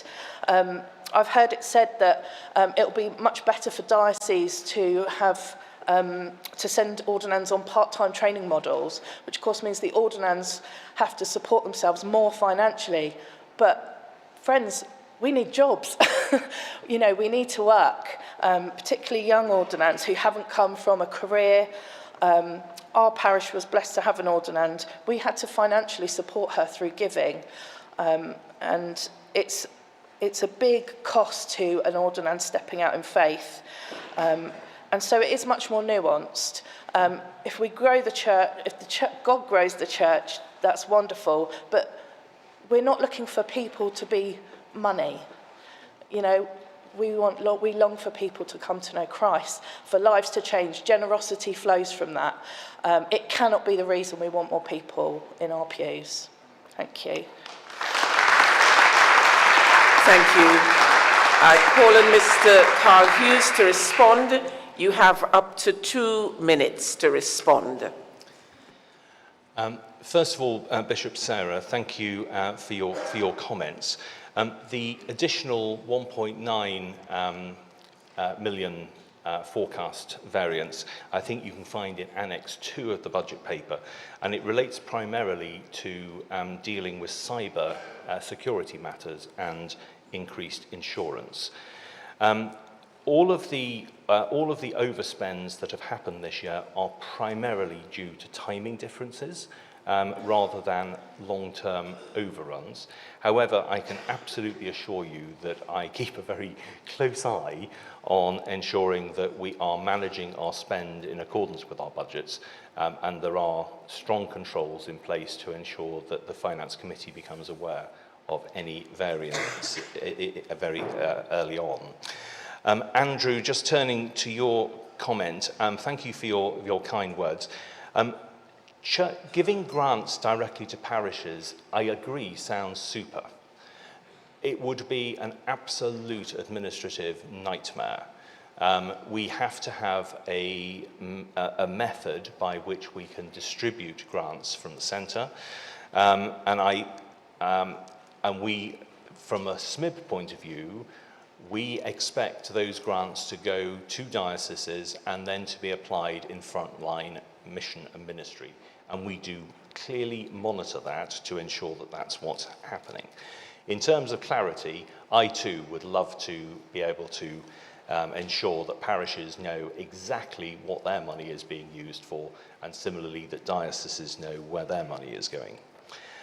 Jane, just on your comments, I appreciate the comment about nuance, and I'm not in any sense saying that our primary objective of seeking to turn people to Christ is for economic reasons. However, it is quite interesting that one of the things that we have found is there's no correlation between deprivation levels and levels of giving. That's quite an interesting bit of statistical analysis. I will take another batch of 3. Can I have the lady at the back there,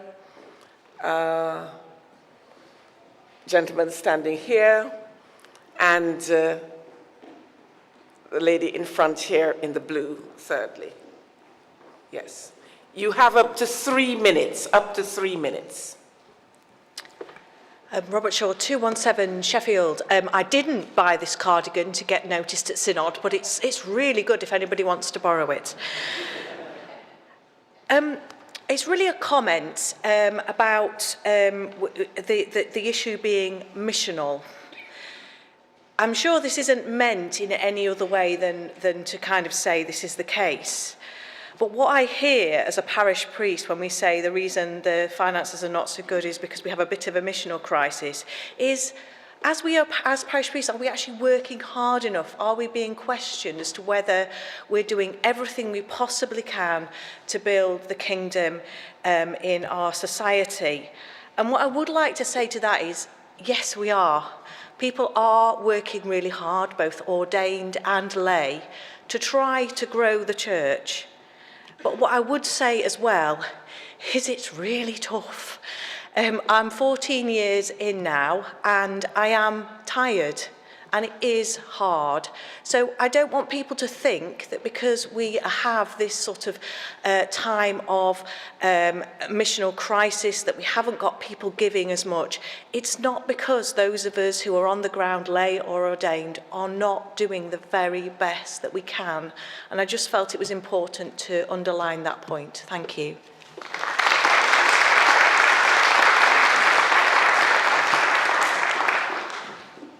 Martin Poole, Chichester 097. There's a couple of really minor nitpicky points. In item 9 in your budget, you talk about the emerging church line in the budget. Previously, Synod, I asked for that to be renamed because some of us have a different understanding of what emerging church is, particularly those of us involved in Fresh Expressions work. Secondly, could we please have a copy of your slides, because we didn't get to see most of them, unfortunately. And then thirdly, in terms of encouraging people into ordination, and it's good that there's some money being put into that, but could we also pay attention to the fact that the posts that they then need to go into are reducing, and so making sure that there are jobs for people who have gone through the ordination process. Thank you. Our representative from the Deaf Church will have 4.5 minutes.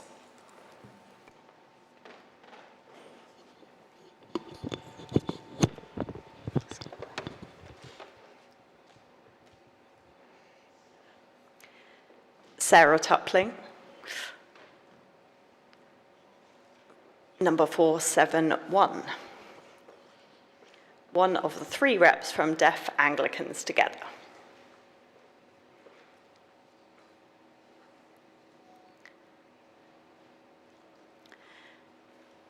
Thank you, Carl, for your report.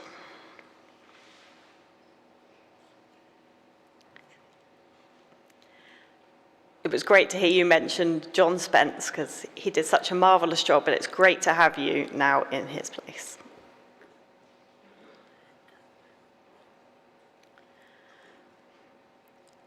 My area of interest is particularly linked to the item related to training for ministry.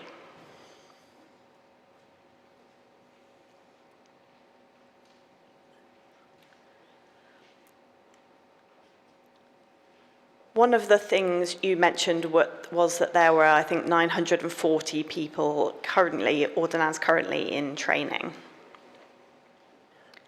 And I just wondered if we knew how many of those might be deaf, whether training for ordained ministry or also lay ministry, and if there were any going through the process at the moment that were deaf.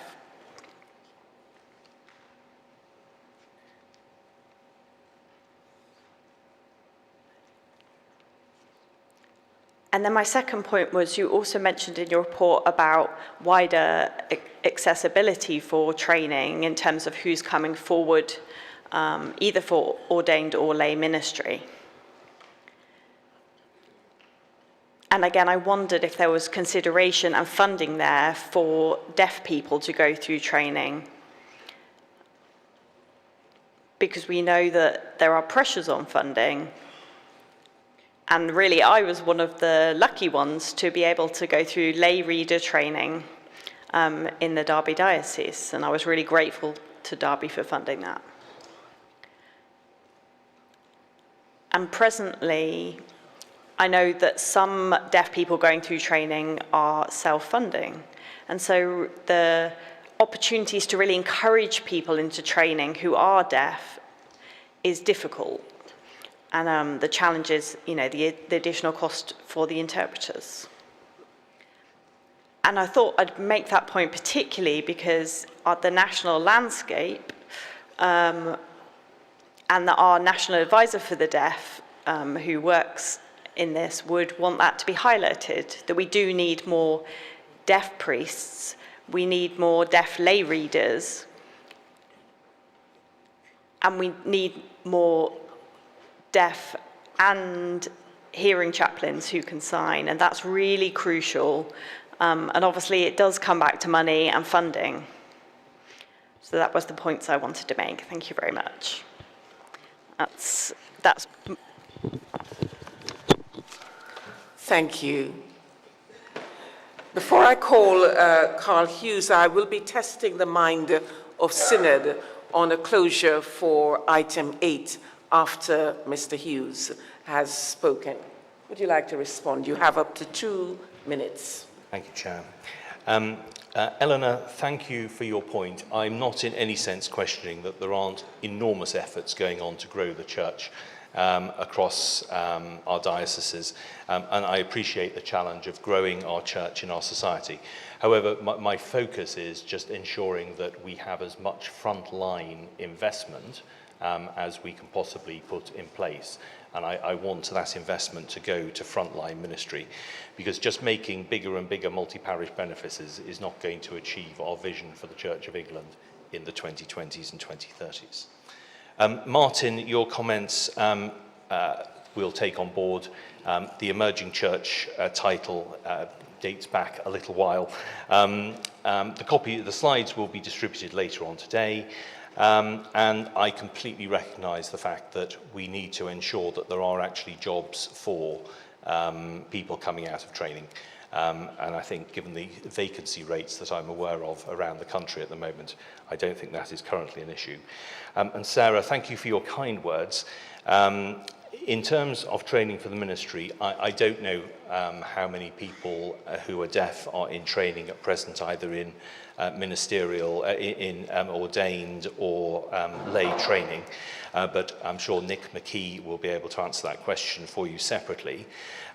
We do very much try to support people to ensure that courses are as accessible as possible for all, and there is specific funding that is available to support accessibility in training. Thank you. Thank you. Can I just see if there was anyone else interested in item 8? I'm going to take this next batch of 3, and then I will test the mind of Synod. The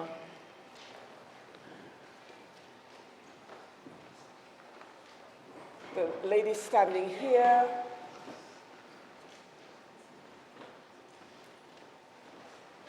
Lady there, yes. And the gentleman in the, yes. You have up to 3 minutes.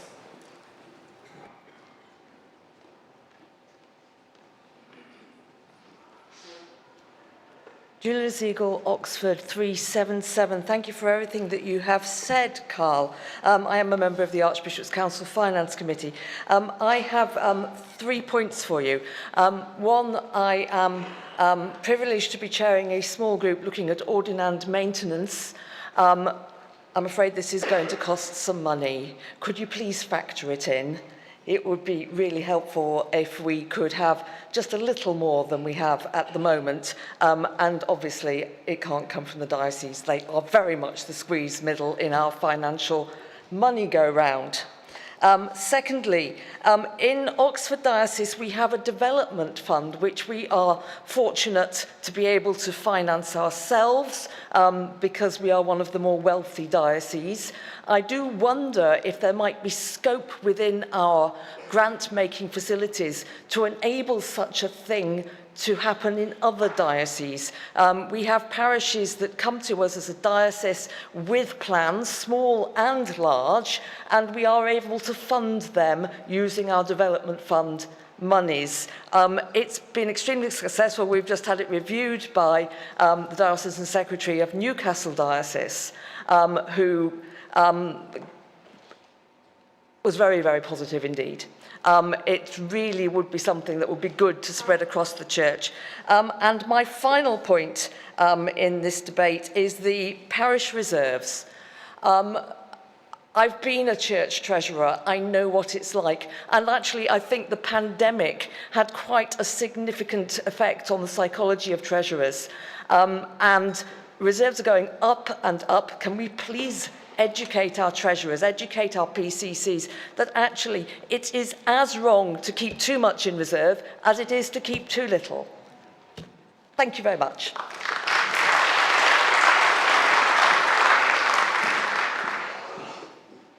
Amanda Robbie, Lichfield 339. Thank you so much for your presentation, Carl. Really helpful. I love to see lots of graphs. I echo the call for being able to have access to those graphs. I've got a question.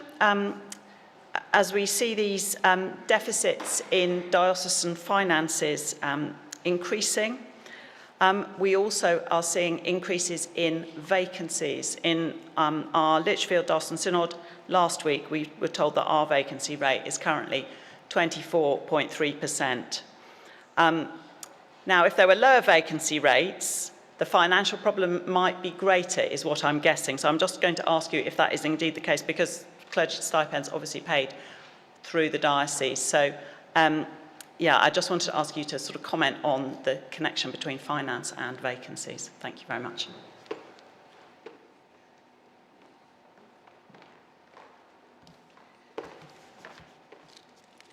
Lucy Doherty, Portsmouth 385. Thank you, Carl, for your presentation. I'm referring to point 10, little 3, which is to do with inflationary increases to the inter-Anglican budget. Can you explain what will be needed to aid discussions in order to arrive at a positive outcome that will result in an increase to the grants for ecumenical instruments. Given that we all know how important the work of Christian unity is in our fractured world, surely we need to do more than just discuss whether we should do something.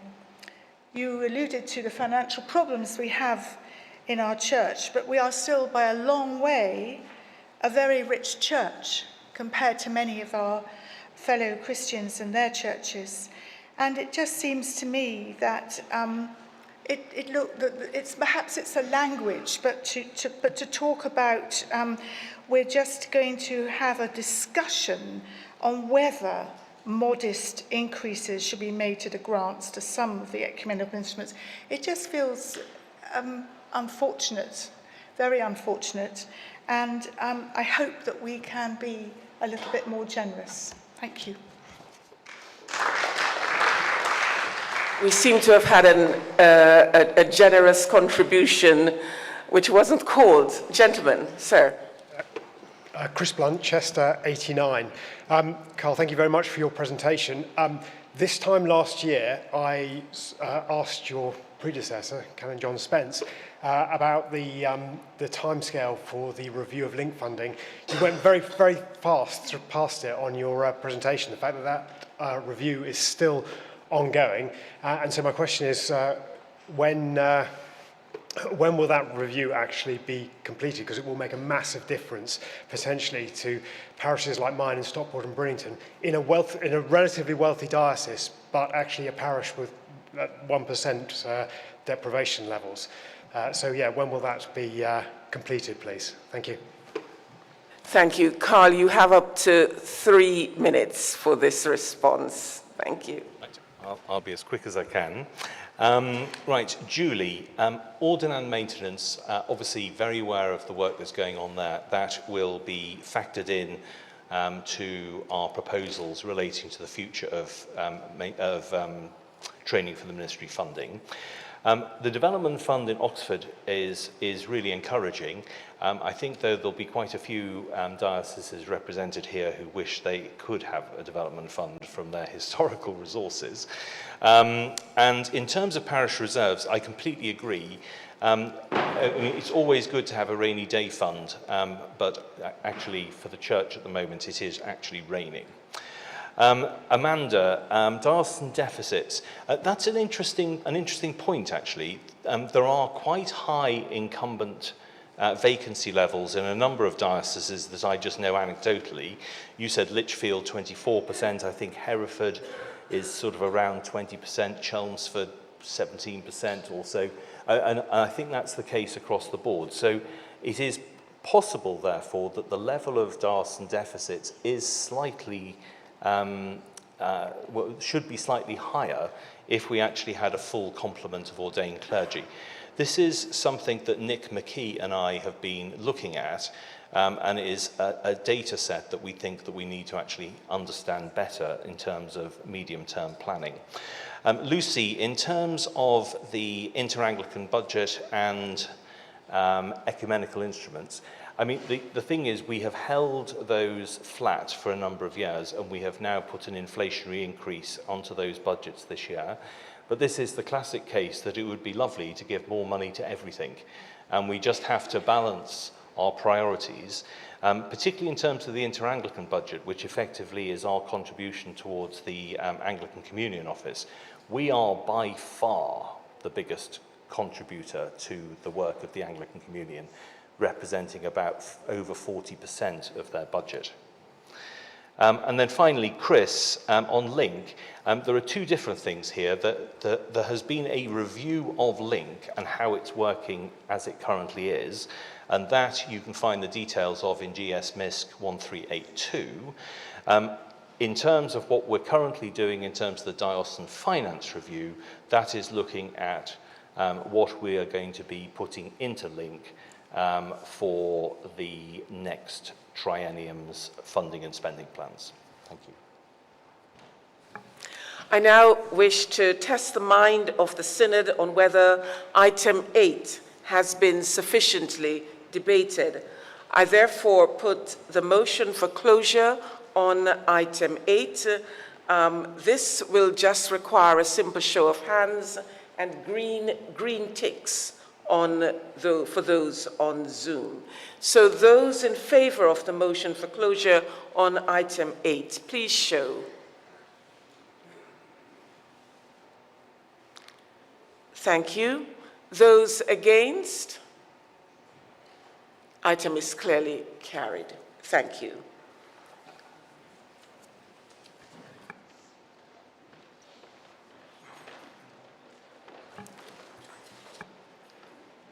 I will now put item 8 to the vote. Those in favor of item 8, please show. A tick if you are on Zoom, green ticks on Zoom. Thank you. Those against? Thank you. Item 8 is clearly carried.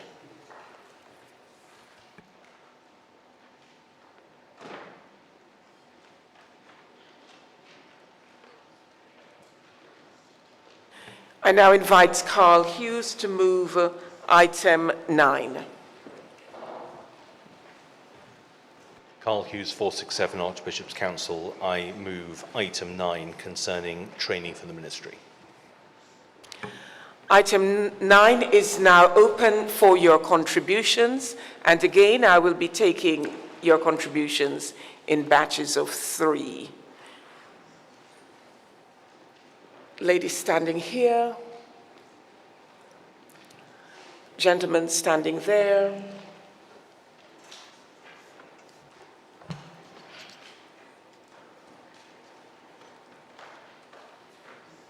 And the lady standing here.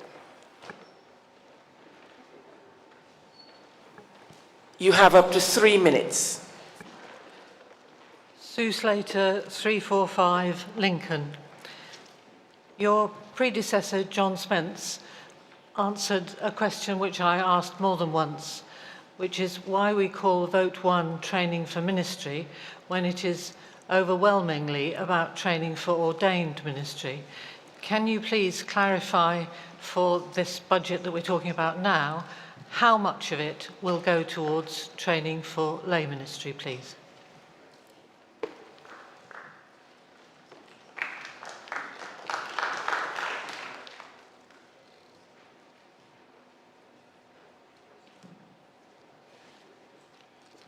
Ian Johnson, 387 Portsmouth.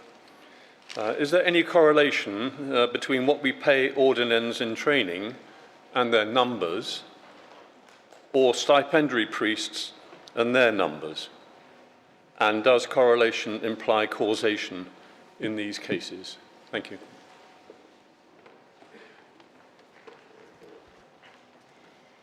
Morwenna Ludlow, Exeter 120. I'm a professor in the Department of Theology and Religion and a trustee of the TEI. Thank you very much for your presentation. You mentioned future work looking at the marginal costs of different training pathways. And I also note the current pressure on university departments of theology and religion, which we discussed yesterday. Can I therefore ask the Archbishop's Council whether they will bear in mind that TEIs are not just places where candidates are trained for various forms of ministry. They're also places where important theological work is done, which enriches the mission of the Church more broadly. Therefore, the value of our TEIs can't be captured simply by calculating the cost of training each individual. Now, this may not be what you meant by that phrase that I picked out just now, but the reason I mention it is that one of the reasons that departments of theology and religion are currently under pressure is that our operations are being increasingly measured in terms of the cost of educating each individual student. And of course, the value of their education is deemed to be measured in terms of future earnings. This fails to capture the broader good of theology and religion to society. So similarly, I beg the Archbishop's Council to consider the broad value of TEIs to the Church. Thank you very much.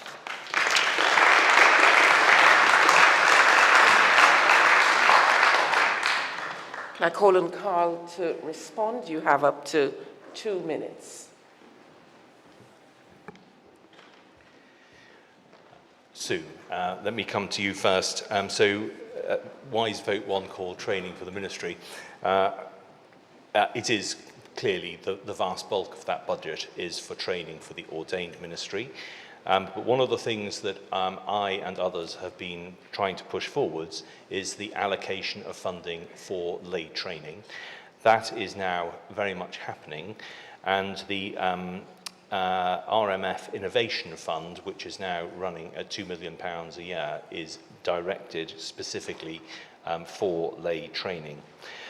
Ian, in terms of correlations between paying ordinands in training and their numbers, I mean, I have to say my biggest concern here is how attractive from a financial point of view the stipend is for ordinands once they're actually in full-time ministry.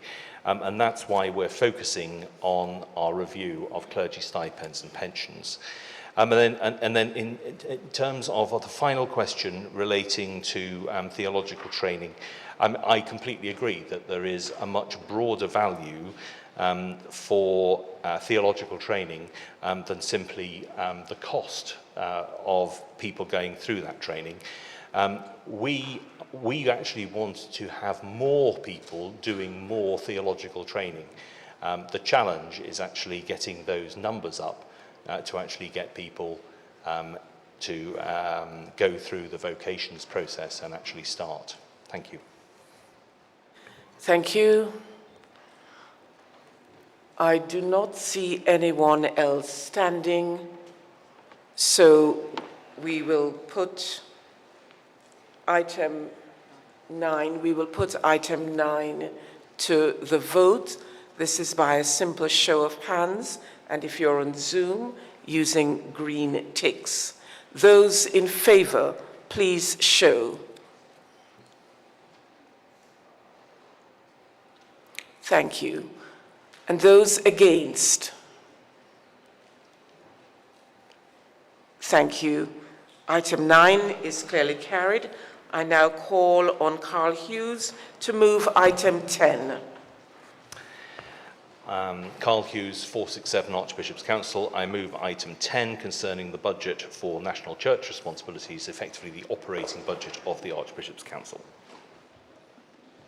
Thank you. This item is now open for contributions.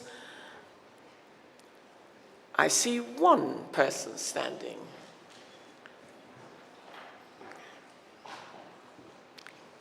You have up to 3 minutes, sir. Neil Patterson, Hereford 130. Thank you for selecting me from amongst those who wish to speak. This is about this item of the budget, but also a kind of observation about our budget debate. And I say this, as you know, someone who's been here a while, although much less time than Robert Hammond. It came up in the trust debate that how we handle money is a thing about which it creates questions amongst us. And I'm struck by the curious form of this debate. I'm not sure why it is. It's not really a debate like our other debates. It's a dialogue with Carl, and it was with John Spence, and no doubt their predecessors, back to the dawn of time. And also, if you look at the Archbishop's Council report, we're not really debating their budget. We're debating a subset of it, about a third. I know there are reasons for that. There are good legal reasons about where the money comes from, what comes from the commissioners, what comes from the dioceses, although curiously what comes from the dioceses is only about half of what we're debating here. There's something of a mismatch in what we come here to debate about our national church responsibilities in this debate and what's really being done at a national level with money and decision making. Too many layers and a debate which is rather stilted in format. Of course, it can be defended in terms of process. It's somewhat the way it's always been done. But I think politically, it's a problem. I shan't be here, as most of you know, to do anything about it. But for those who are looking at reviews of these processes, and Carl has very happily referred to several of those, they're very welcome. I think we could go a long way to understanding better what we're doing with our money, who's deciding where it goes on this and other parts of the budget, and making it transparent so that we can share together in the work that's being done. Thank you.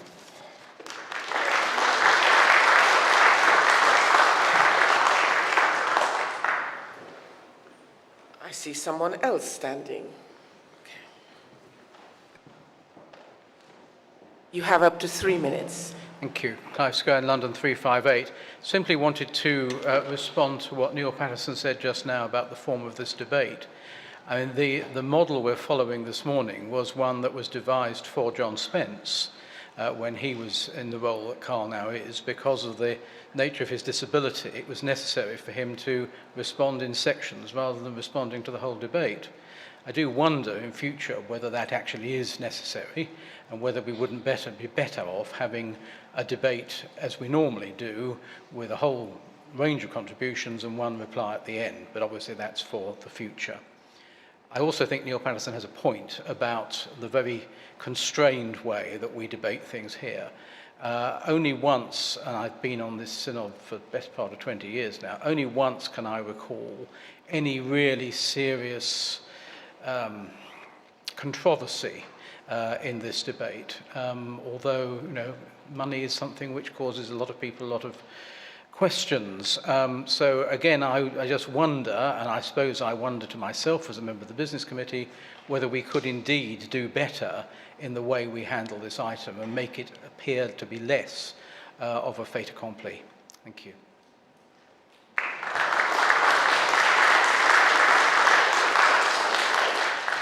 Sitting in the chair, I'm not sure I'm allowed to say this, but I'm not aware of the chair constraining anyone from making any kind of contribution that they wish to make in this debate. I see one person standing. Thank you.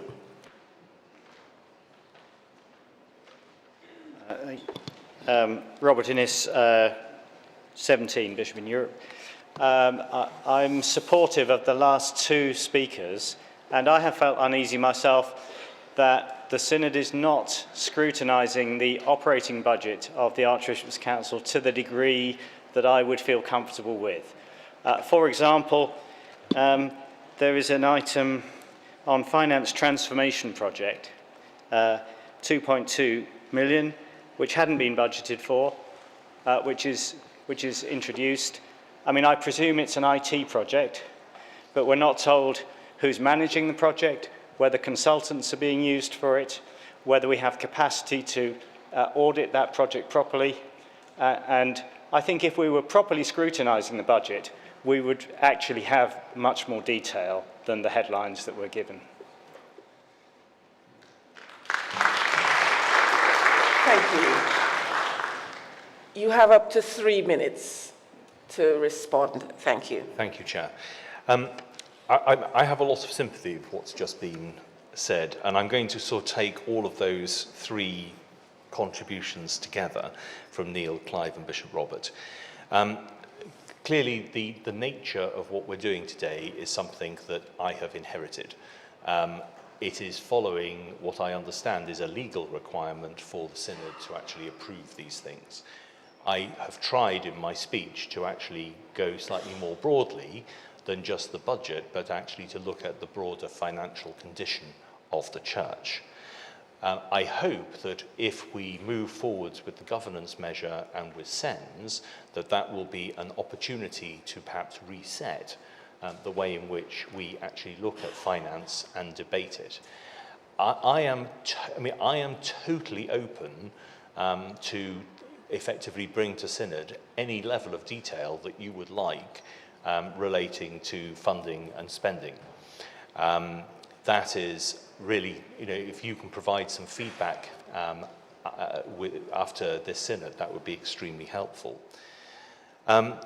In terms of taking the questions in groups of 3, the reason that I asked to continue that, Clive, is simply that a lot of the questions that are asked are often quite technical, and what people want is an answer to their question, rather than necessarily me trying to sum up the answer to every single question right at the end. So there's a trade-off there, and again, your feedback would be welcome.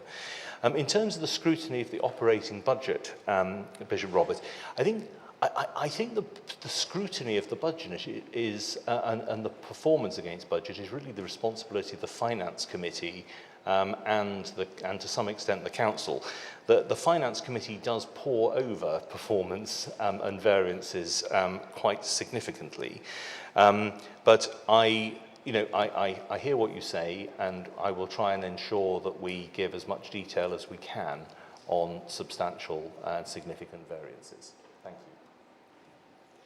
Thank you. And I put item 10 to the vote. Those in favour, please show. And on screen, green ticks, please. Thank you. Those against? Item 10 is carried. Thank you very much. I now invite Carl to move item 11.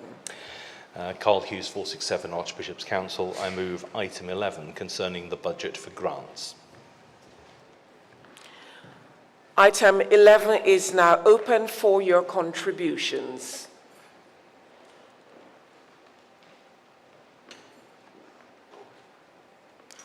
I see no one standing, so I put item 11 to the vote. Those in favour, please show.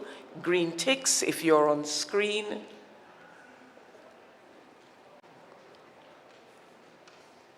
Thank you. Those against? Item 11 is carried. I now invite Carl Hughes to move item 12. Carl Hughes, 467 Archbishop's Council. I move item 12 concerning the budget for mission agency pension contributions. Item 12 is now open for your contributions. Thank you, Bishop. Philip Mount Stevens, 005. Winchester, couple of declarations of interest. I have twice in my clerical career been in receipt of this facility from Synod, for which I'm very grateful. And I also speak as chair of the Partnership for World Mission, the umbrella body that gathers together all of the mission agencies. Normally we just take this on the nod, but I do think it's important on behalf of the mission agencies to express their thanks to Synod for this provision. It is the only way in which General Synod, the Church nationally, supports our mission agencies financially, and we are very grateful for it. And also just to remind Synod that actually what this is a means of our expressing our commitment to the wider communion and to the global church, because it enables clergy from the Church of England to be deployed elsewhere within the communion without any loss of pension rights. And that is a very significant facility, and one for which, as I say, we're very grateful. Thank you.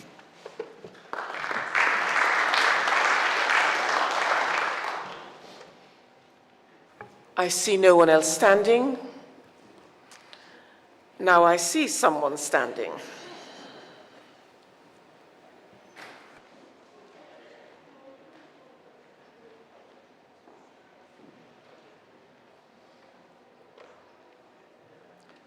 Tim Scott, York 438. Just an observation really on these figures generally. Some of these figures here we see in front of us are 8 figures. They're known, or their anticipated expenditure is known to the nearest pound. I congratulate the Finance Committee on being able to estimate these items to the nearest pound, and I do wonder to what extent they will prove to be accurate in the future. Thank you, Chairman. Thank you. Can I invite Carl to respond, please? Bishop Philip, it is great to have a satisfied customer. Thank you so much. I'm sorry, I didn't quite catch your name. Was it Ben? Well, thank you. I hope you're not a wholly dissatisfied customer, but I must admit I have raised that point previously. I'm always suspicious of spurious accuracy, and we might well move to rounding everything to the nearest £1,000. So thank you for your comment. I now put item 12 to the vote. Those in favour, please show. If you're on screen, please use your green ticks. Thank you. Those against? Item 12 is carried. And I'll call on Carl Hughes to move item 13.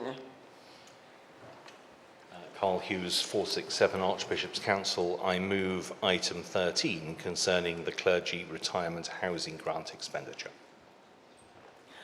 Item 13 is now open for your contributions. Thank you. Thank you. You have up to 3 minutes. Joe Hawes, Deans, 54, thank you for calling me. I speak as chair of the Clergy Retirement Advisory Group in the Diocese of St Edmundsbury in Ipswich. By Easter this year, 3 clergy had approached the Retirement Advisory Group and the Suffolk Clergy Charity for help with debt in retirement ministry, all of them in Charm Housing. Notwithstanding the one-off grant made generously in this year, and notwithstanding the £300,000 uplift, it nevertheless seems that there is a crisis among some of our clergy in retirement housing. If that figure is replicated across the dioceses of the Church of England, we're talking about over 100 clergy a year. I should stress that the response of the Pensions Board was both swift, pastoral, sensitive, positive, and helpful. But if we're plucking people out of the deep waters of debt, the question still remains about why forces of circumstances are causing them to fall in further upstream. Can we therefore be assured that Synod is to understand that a wider conversation is taking place between the Pensions Board, the Church Commissioners and Archbishop's Council about a long-term solution for clergy who, having given their lives in service to the Church of England, are nevertheless falling into debt at this stage? And can we have a timescale when Synod will be reported back to about a more generous, means-tested approach to the rents that are charged to clergy in retirement ministry? Thank you.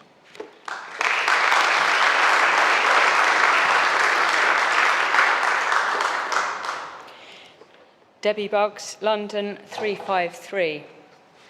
Yes, it's great to have this £6.5 million allocated to clergy. It is the way that we honour those who have spent a lifetime in the service of the Lord and his people, but it isn't enough. And clearly the only mechanism that's available to us today to signify that is for us to vote this down, which I'm not commending because I know Carl has put a lot of work into this. But can I echo the call for this to be looked at and increased? And as we come to the debate, I'd love to thank Carl for the diligence he's put into these figures, the realistic and honest review we've had.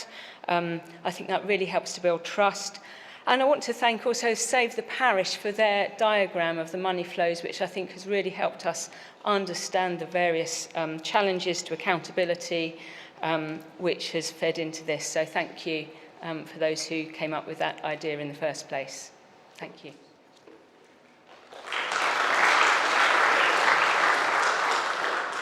Archdeacon.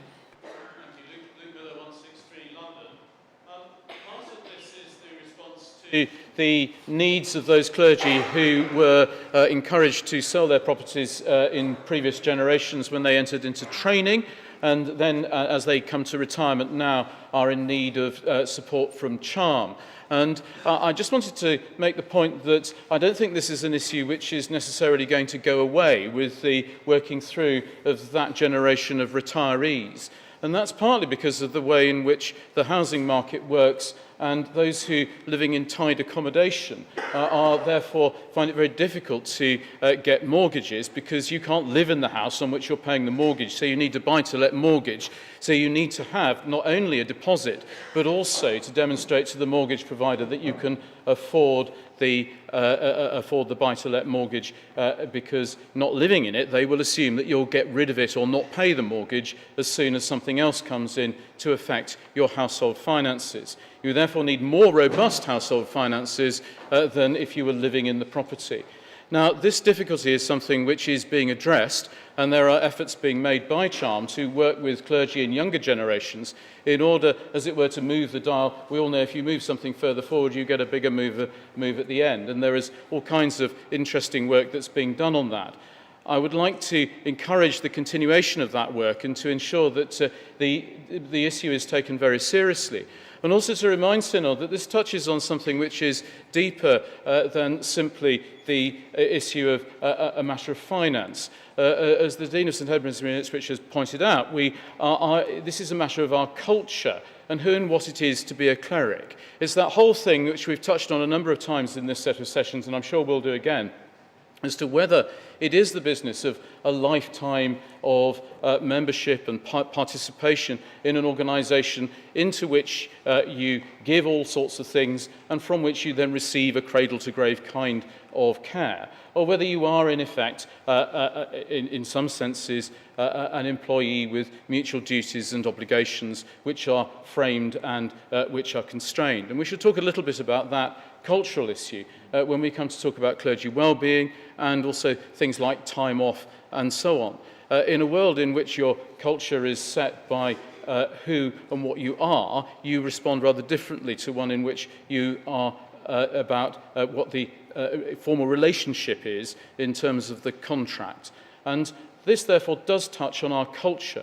We should vote for this, but we must continue to do the work that will ensure that we know who we are and therefore what it is that we're offering, and that is clear and worked through. I'm running out of time, so I shall shut up, but thank you for those thoughts.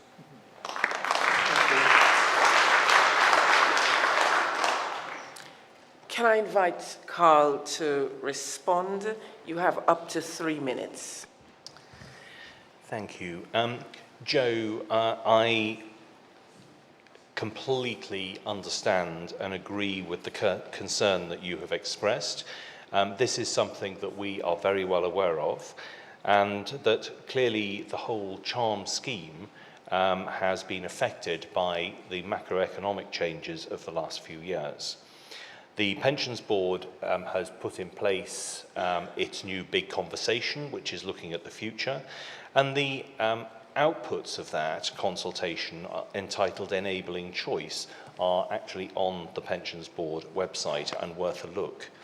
There is a wide-ranging conversation relating to stipends and pensions and clergy retirement housing, which is taking place across the Pensions Board, the Council and the Commissioners at the moment. This is something I trailed in my speech earlier, and this is something that I would hope that we will be able to come back with proposals as to how we're going to take these things forwards next year. In the meantime, I'm sure that the Pensions Board will continue to be responsive in a pastoral way to particular circumstances of particular retired clergy. I should also point out that we have, through the triennial funding for the current triennium, we are putting an extra 10 million a year into clergy retirement housing. Luke's comment about clergy who've sold their properties, etc. in the past, again, that is something that we are very aware of. In fact, we had a discussion that included a discussion about that yesterday morning, and that is something that is being looked at by the stipends and pensions workstream. These are not easy things just to wave a magic wand over to fix, and particularly pensions, whatever you do, has quite significant long-term implications. But we are looking at this carefully, and we will be coming back to you with some tangible proposals, hopefully this time next year. Thank you, Chair. I see no one else standing, so we put item 13 to the vote. Those in favour, please show. If you're on the screen, we'll have green ticks, please. Thank you. Those against, please show. If you're on the screen, red crosses. Thank you. Item 13 is carried. I now call on Carl Hughes to move item 14.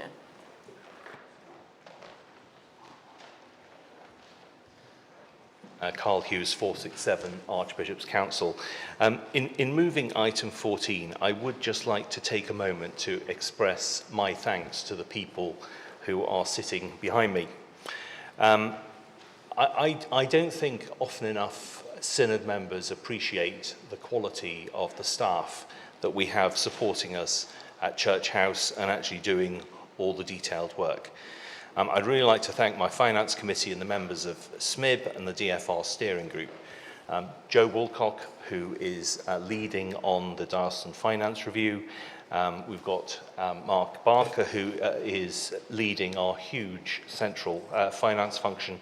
And then also David White, with whom I would be a ship without a rudder.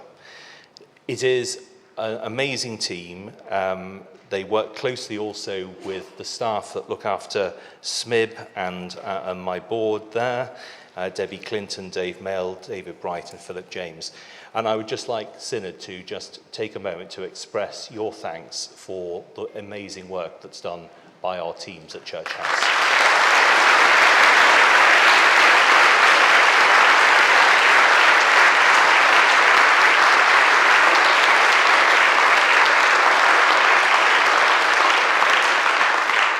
And with that, I would like to move item 14 on apportionment. Item 14 is now open for your contributions. The gentleman standing right at the back there. The lady standing here, thank you.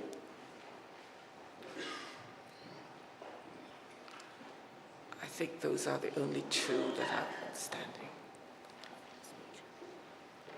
You have up to 3 minutes. Darren Miller, Canterbury 75. I'm intrigued about the methodology of the apportionment and the caps.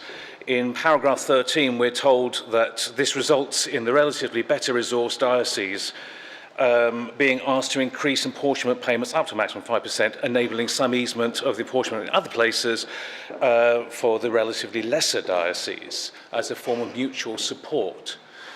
Speaking from a diocese that is acknowledged elsewhere as having the second lowest historic resources, and other resources are quite sparse, I find it very interesting that we are one of those capped at 5%. We are a diocese that is reliant on the generosity of another, which helps us out financially, as well as receiving many grants. This means that whatever has happened here, we find ourselves one of those that are mutually supporting others. So it does feel that the left hand gives and the right hand also gives, and that leaves us in a bit of a pickle in the middle. I'm intrigued to find out what has happened. Thank you for that.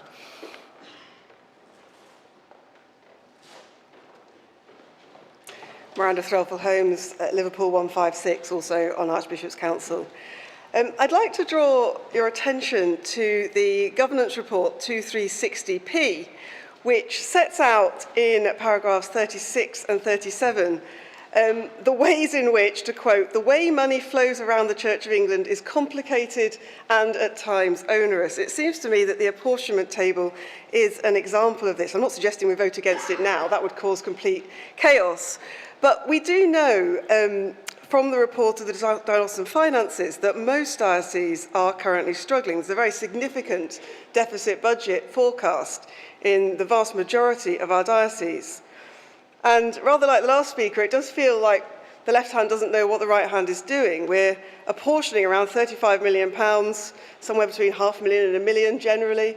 Each diocese is contributing to these central costs. And then at the same time, money's going in all sorts of different ways. The complicated flows go backwards and forwards. I do wonder, therefore, why these central costs couldn't entirely be funded by a block grant from the Church Commissioners, which would simplify some of the money flows going around. My current diocese is currently in receipt of emergency short-term sustainability funding of around £750,000 to £1 million, and at the same time we're paying something like £450,000, about £500,000, into this. It just seems ridiculously complicated to have money flowing backwards and forwards and to be billing each other in all sorts of different ways. And I wonder whether, as part of the governance review, which I very much support, part of our simplification process could be to simplify these flows by removing this element of our budget. Thank you.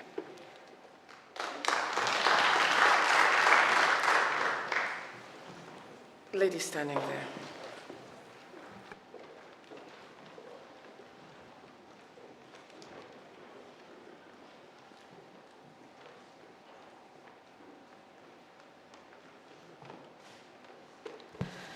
Jane Patterson, Sheffield 409. Thank you for calling me Chair. I hadn't planned to speak, but I would like to thank Carl, his colleagues on the Archbishop Council's Finance Committee and those at Church House for their efforts in oversight of the Church's resources on our behalf. I would also like to say to Synod how surprised I am by the muted response to Carl's basic message that our financial problem is not primarily a financial problem, but a missional crisis. Have we heard that message? Thank you. Thank you. I now invite Carl to respond. You have up to 3 minutes. Thank you.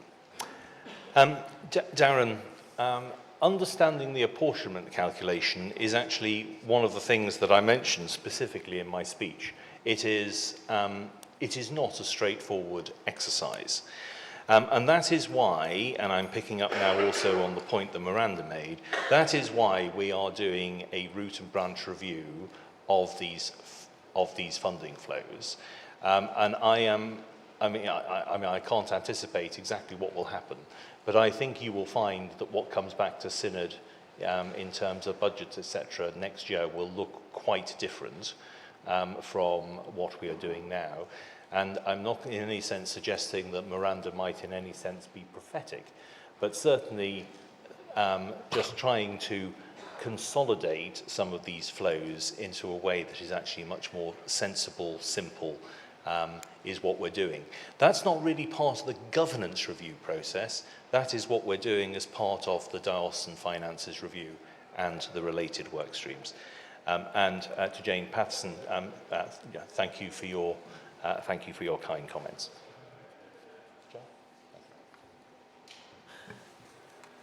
Thank you.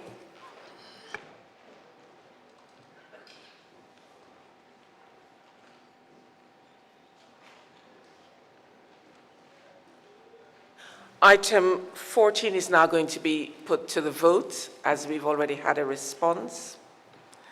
Those in favor, please show. If you're on the screens, can we have green ticks, please?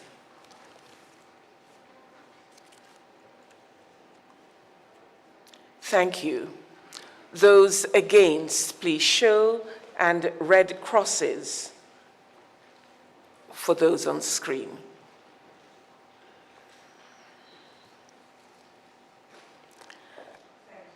Thank you. Item 14 is carried.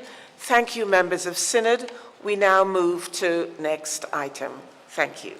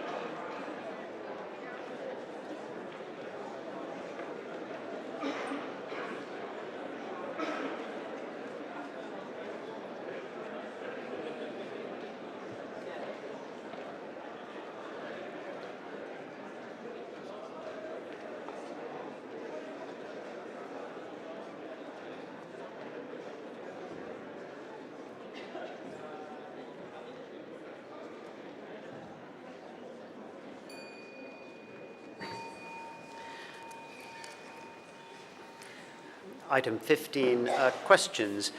We've made it through just over a quarter of our questions in more or less half the time available, which means that inevitably questions at the end of the list will not have the opportunity for supplementaries to be asked. Again, to maximize our chances of getting as far through the list as possible, could I remind us all of the provision in the standing orders that a supplementary question must be short, succinct, and strictly relevant to the original question or the answer given, and of course not expressing and asking for an expression of opinion or the solution of a hypothetical problem.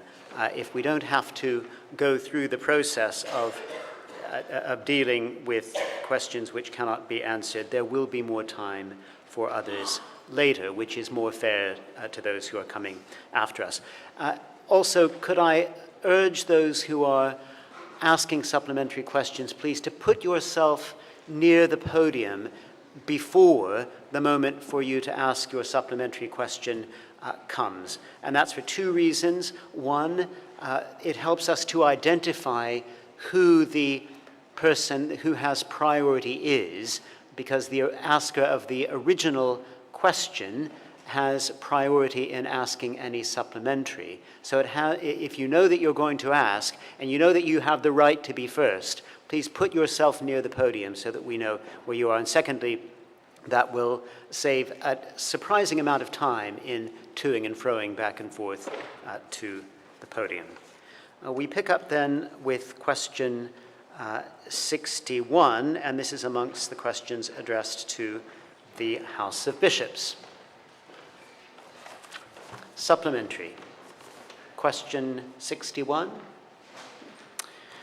Question 62. Supplementary.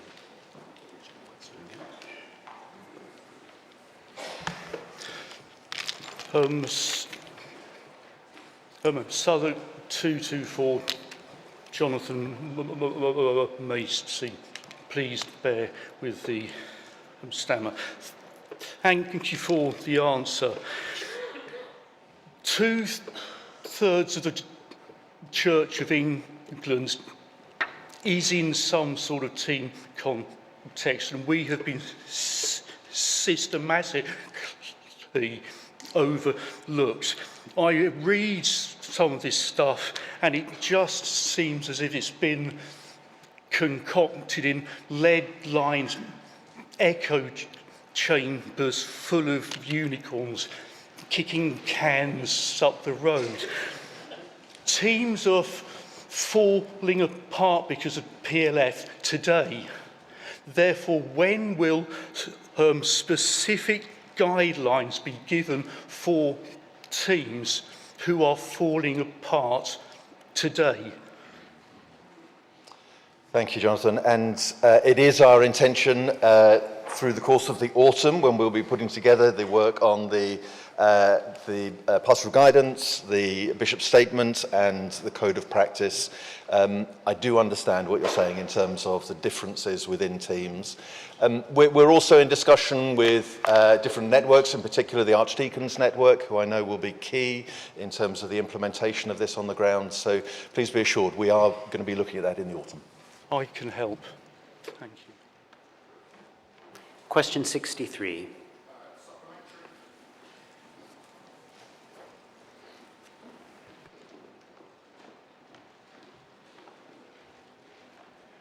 Adrian Ewings, Bath and Wells, 062. Bishop Martin, in your answer to my question, you state that at the end of the 3-year trial period, better consideration can be given to any wider doctrinal and liturgical questions this feedback might raise, and to the best ways to formally address these. At the end of the 3-year period, will the trial period of use of standalone services end, i.e. with standalone services no longer taking place, in order to allow that consideration process to take place, or will the trial period continue to extend beyond 3 years, maybe for quite some time, whilst the theological and liturgical consideration takes place? If it is the latter, what is the time frame for that consideration process? Thank you. So we're not making any commitments regarding what would happen at the end of the 3-year process. Not least because I may not be doing this role by then, who knows. But in terms of not being able to foresee exactly what the learning will be from the whole process, in terms of not being able to then plan what the following process will need to be, we can't prejudge any of that. So all I can say is we will make sure that in good time, before the end of the 3 years, a process is in place to do the requisite learning. Yes, by the podium.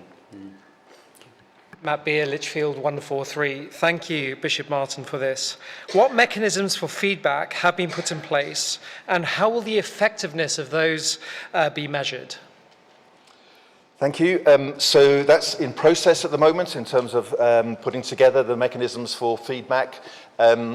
I think it's inevitably going to be quite a complex exercise, working across the whole of the church, with potentially large numbers of churches involved in this. And bearing in mind this is review of the whole package, so this is not just about the use of the prayers and love and faith themselves, but it's also about the pastoral provision and how that's working out and the pastoral guidance. So it will be quite a big exercise, and all I can say at the moment is, yes, it's underway, we're thinking about it. Thank you. Question 64. Supplementary. Nigel Bacon, Lincoln 342. Thank you, Chair, and thank you, Bishop Martin, both for your answer and your balanced leadership and commitment in leading LLF forward. Thank you very much for that. What conclusions have the House of Bishops drawn as to things that should be avoided in shaping the proposed pastoral provision, given the shared values set out in GS 2358, paragraph 24, and in the light of the admitted divergent views on the current provision under the House of Bishops Declaration?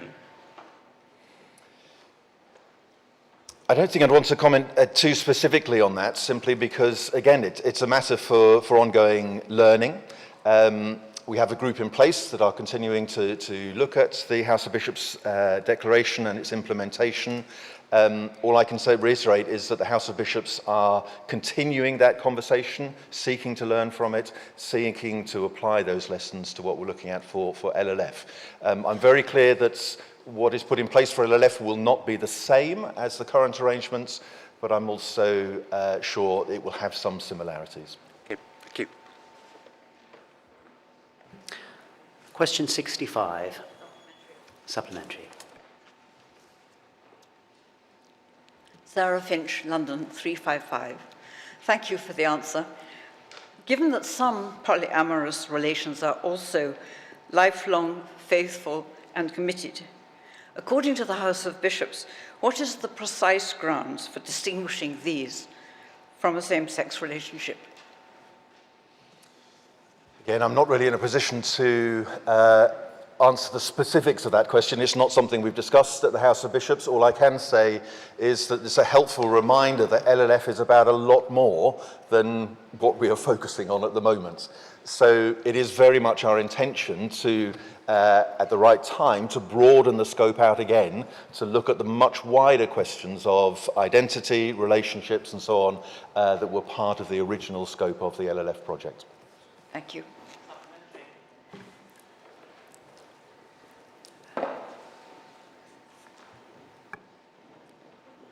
Luke Appleton, Exeter 309. Given that your response seems to unpeg the church's understanding from biblical truth, going forward, how will you assess what the church is willing to approve and what the church is not willing to approve regarding human relationships? Thank you, Luke. I'm not quite sure how my response is unpegged from biblical truth. The part of the LLF process we've been absolutely clear all along is that Scripture is central to that, and it will remain central to that. But inevitably, the task of the interpretation of Scripture includes bringing in all the learning that we do from wider society, from science and sociology and so on. So it's that ongoing process that I'm saying we will need to follow up on. Question 66. Question 67. Question 68. Question 69.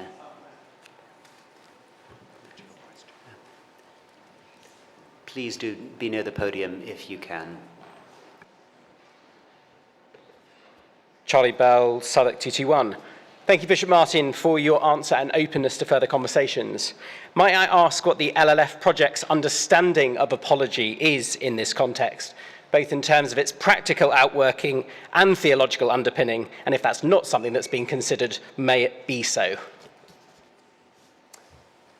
Thank you, Charlie. I think the honest answer to that is we've not examined it in great detail in terms of what it looks like in all its fullness, if you like, for this apology to be enacted.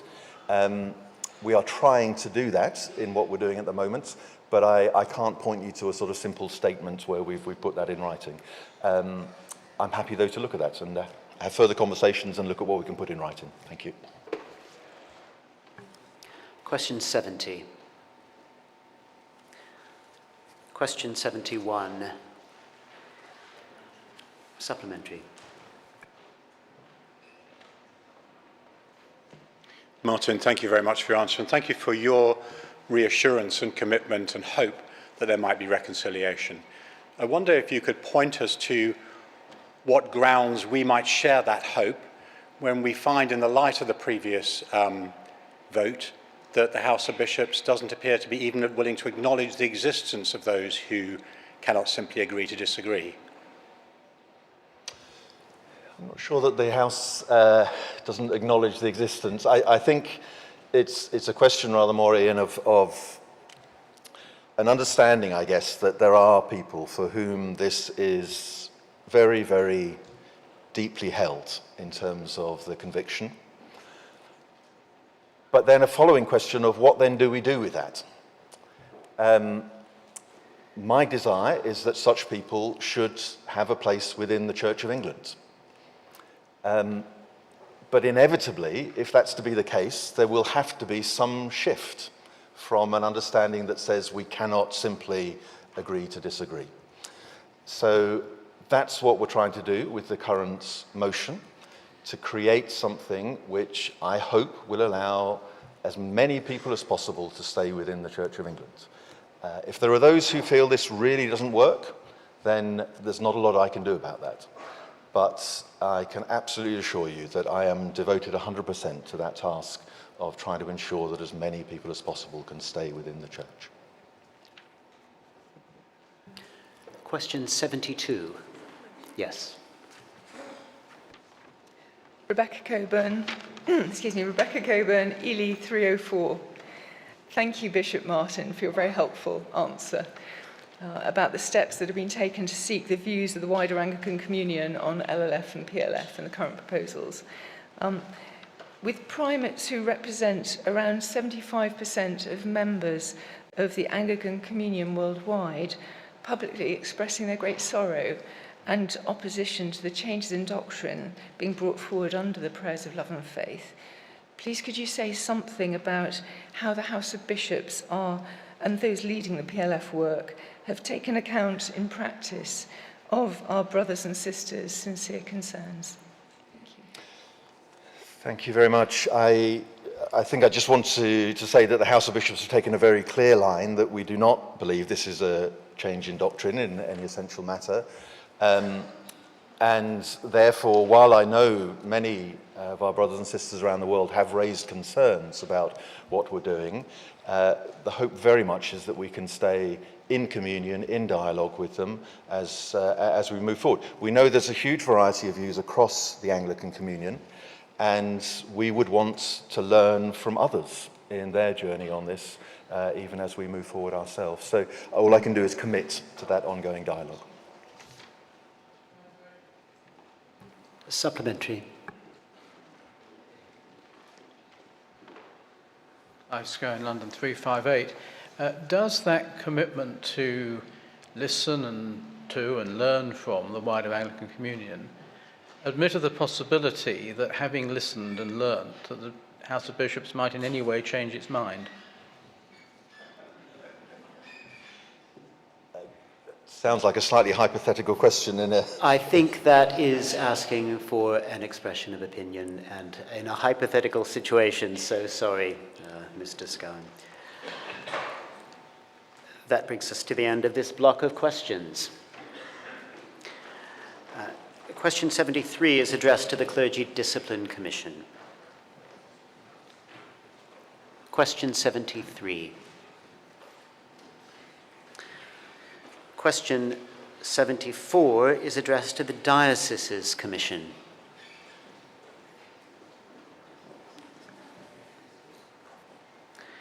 Questions 75 and 76 are addressed to the Faith and Order Commission.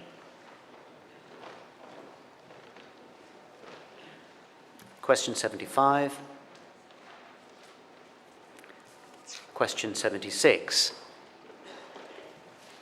Supplementary. Supplementary. Thank you. Patrick Richmond, Norwich, 182. Question 76. Thank you so much for your answer, Bishop, as you ascend and find yourself numbered alongside the Chair of the House of Bishops. While it is reassuring to hear that the relevant scriptures and early church fathers will inform FEOC's work, please might you also clarify whether the Commission will specifically address the doctrinal understandings of those of us in a minority who find ourselves believing what has been held traditionally by most of the Church Catholic and therefore under pressure and worrying. Yes, I can say that the Faith and Order Commission includes people who hold very traditional views, and we absolutely take that perspective on board as part of our thinking.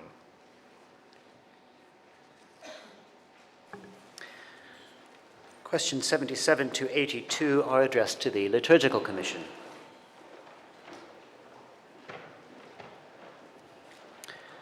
Question 77. Supplementary. Thank you. Sarah Batts-Neal, Chelmsford 80. Bishop, in light of the rather unloved prayer published for International Women's Day this year, could the Liturgical Commission please advise those groups who may be writing public prayers for the Church of England, in particular that if prayers are written for a day established for a group of people, then members of that group should be engaged in the process?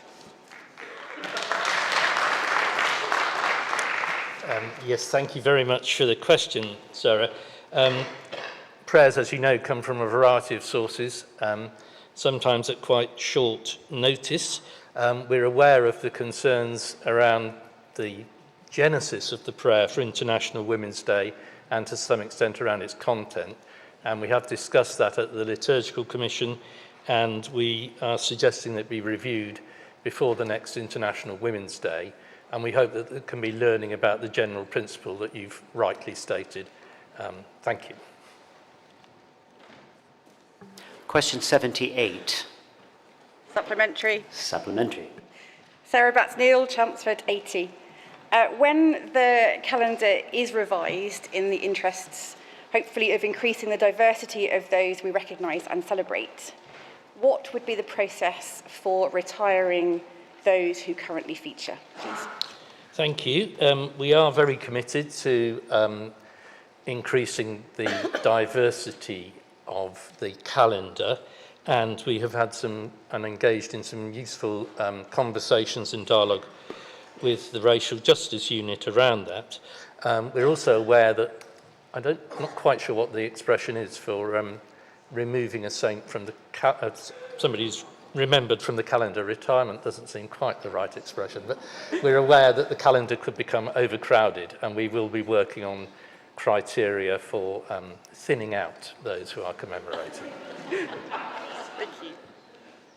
Hill Leicester 142. So do you wish to ask supplementary? Yes, please. Yeah.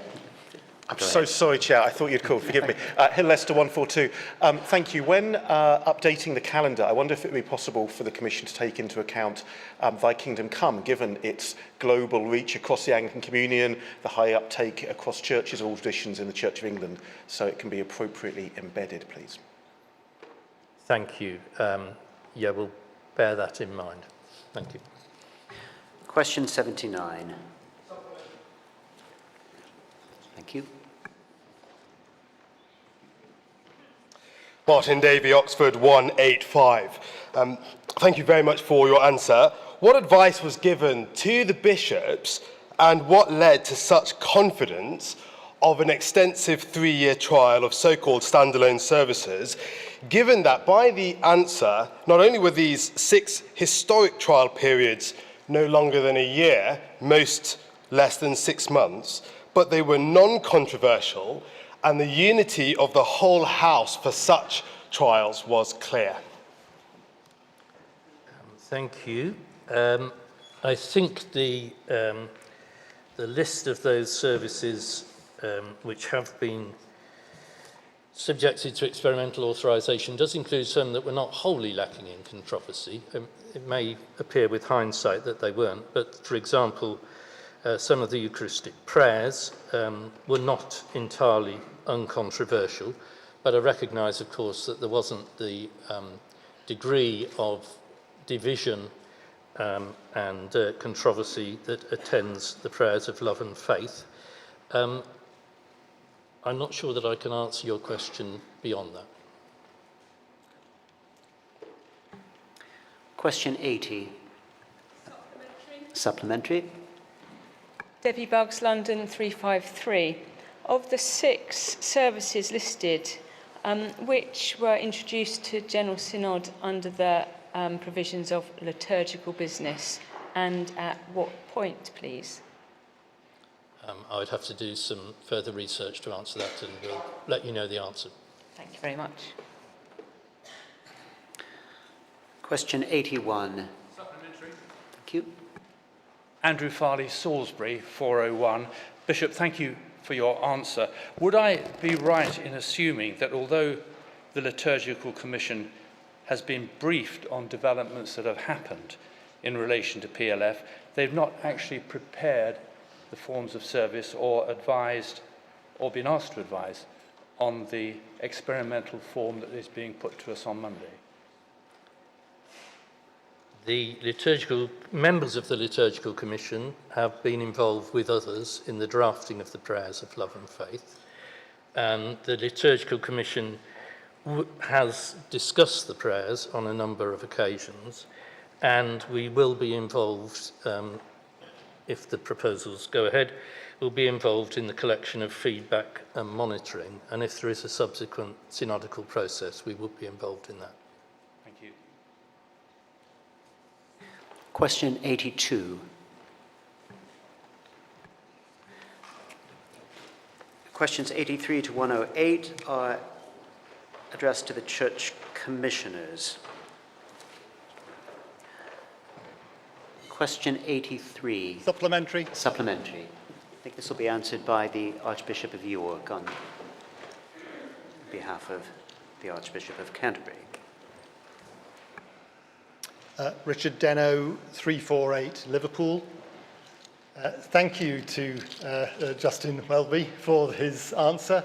As far as it goes, that's great and appreciated.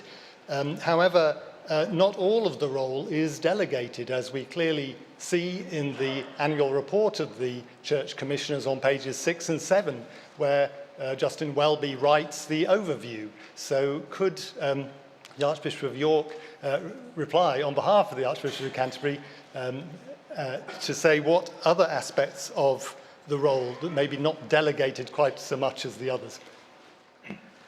Well, probably not. So the Archbishop of Canterbury and indeed myself, we are Church Commissioners, and we play a full active part in the life, work and witness of the Church Commissioners. And I think it is in that capacity that the Archbishop of Canterbury comments, is involved, but that doesn't mean to say these particular responsibilities have not been delegated.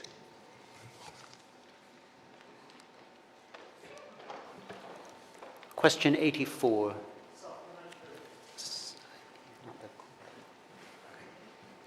Yes, supplementary. Daniel Matavu, Oxford 379. Thank you very much, Bishop, for your clear and robust responses to a number of questions which are thinly veiled attacks or pushbacks on the Church's laudable attempt to make some meaningful reparation, as it ought, for profiting from African chattel enslavement. Can you please confirm, for the benefit of the doubters who shamelessly question the need for the Church to make such reparation, first, that the Church's involvement or investment in the South Sea Company was only the tip of the iceberg in relation to its profiting from African slavery? Secondly, that, for example, the Church actually owned and operated 2 sugar plantations in Barbados, bequeathed to the Church by Sir Christopher Codrington. The slaves were branded with hot iron with the word society, which stood for the Society for the Propagation of the Gospel in the foreign lands, to show that they were owned by the Church's missionary arm. Thank you. And the Church benefited £5 million a year from this. Thank you.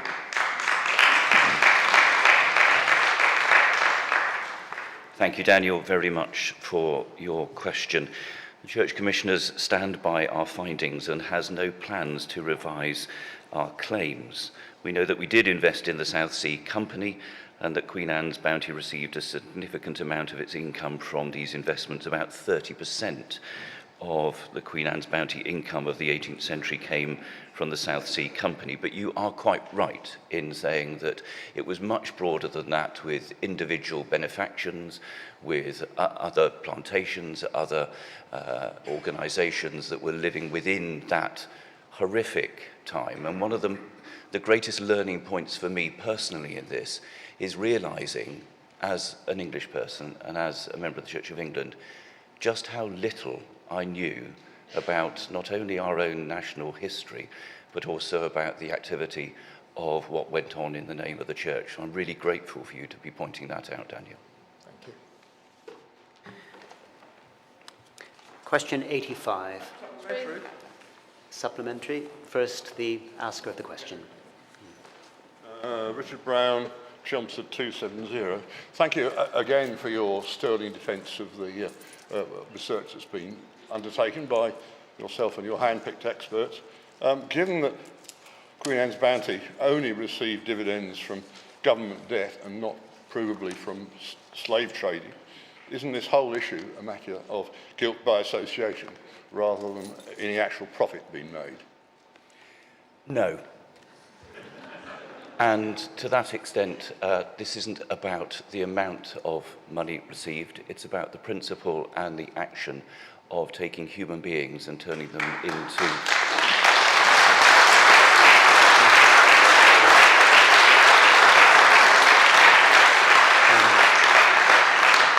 turning them into commodities to be exploited. Rachel Webley, Canterbury 076. What support can the Church Commissioners provide to the wider Church and local parishes to help share its good practice and learning from their research process to help understand our local histories and connections with enslavement? Thank you. Yes, thank you very much. This is a future piece of work that we are planning to be able to help parishes, cathedrals and others in their own research and to be able to take their own actions. One of the biggest aspects of Project Spire is to try and kick-start this conversation in as many places as possible, locally in our churches and internationally in major organisations. We will be doing that in the coming 12 months, so please watch this space. Thank you. The member who asked question 86 is present on Zoom and has indicated that he wishes to ask a supplementary question. So could Mr. Baird please be unmuted?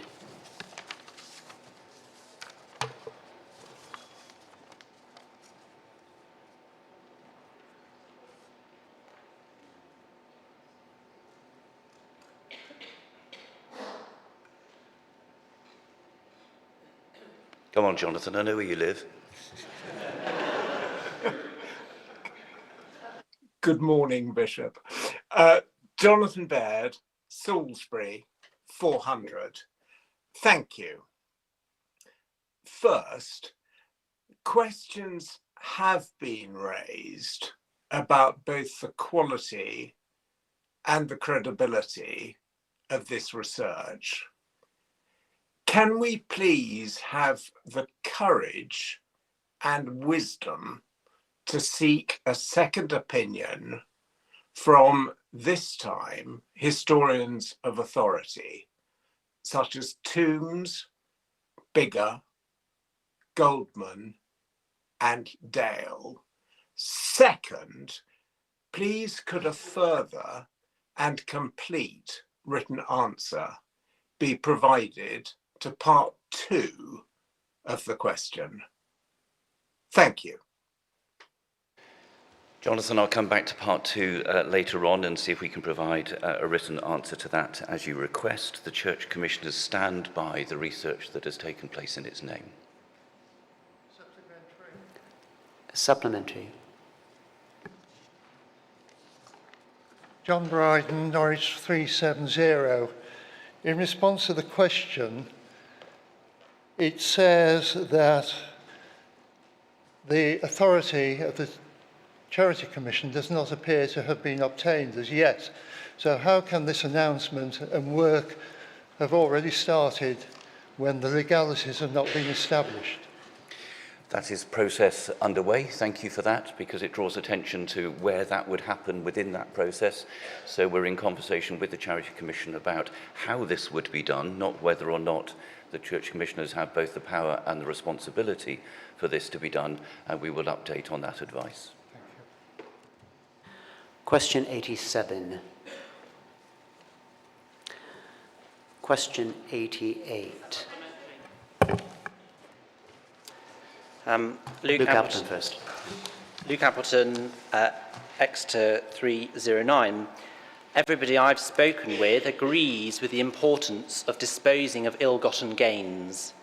But there is a sense that the Central Church is out of touch with the plight of the parishes. Given the dire financial state of parish churches, why was this scheme, which diverts vital funds away from the Commissioner's core purpose, moved forward at this moment in time? One of the things I'm having to balance in answering these questions is at what point it's a genuine question and at what points questions veil something else. And I have to be very careful in how I answer those. However, as a diocesan bishop with a post bag like anybody else, I'm well aware of the grassroots, and indeed in the letters that I received about this matter, which was 3 in terms of withholding giving, one of the ones in which I replied to then came back thanking me for the fulsome reply and that their mind had subsequently changed. The Church Commissioners are not responsible for individual decision-making around giving.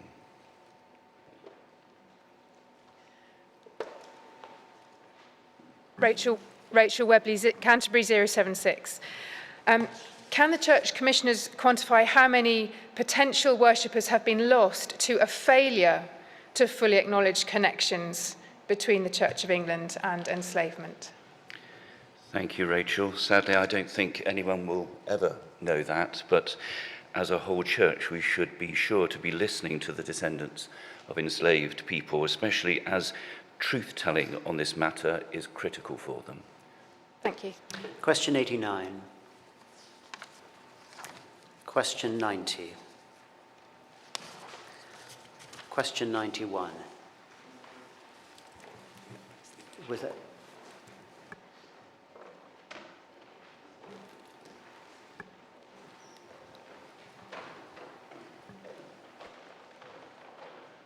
Roy Faulkner, Leicester 333. Thank you for your answer. The Lancet paper, which you're discussing, as you rightly say, highlights the influence of both global heating and cooling on mortality rates. But its point is that the number of deaths is higher if we have global cooling rather than warming. So why are we spending vast amounts of money to encourage a scenario that will enhance global mortality rates?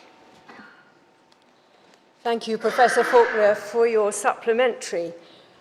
In answering it, I would like to recognise with honour the presence of Archbishop Leonard from the Solomon Islands among us, and the experience of his community that the realities caused by global warming are those of our day, not of some future time as yet unquantified, as we see sea levels rising and seriously affecting the lives of those living particularly in small island communities and in vulnerable littoral sites.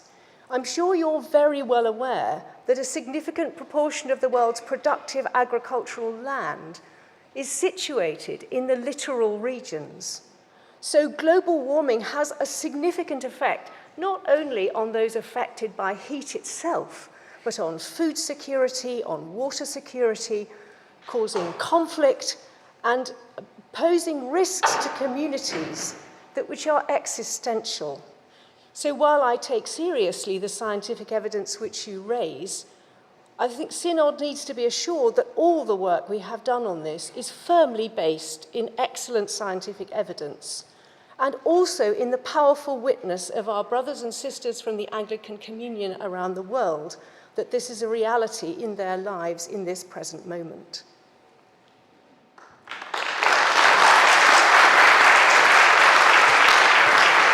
Question 92. Question 93. Question 94. Entry.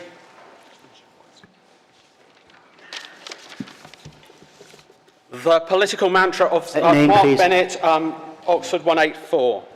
The political mantra of the moment is that our governing party wants to under-promise and over-deliver. Thank you, Canon Flora, for your hopeful and front-footed answer to my original question. When we receive a report as Synod and are able to read it, will it include evaluative material, for example, on whether adequate resources have yet been devoted to this issue and whether the timescales are realistically achievable so that this Synod can take its own view as to the balance between promise and delivery? Thank you very much indeed, Mark, for your question and for your own commitment on this area, which is undoubted. We're working at the moment in the Net Zero Programme Board on the impact report, the progress report, which we've mentioned, and it's coming to the Programme Board at the end of this month. But it's not a monitoring and evaluation report in the way that you suggest.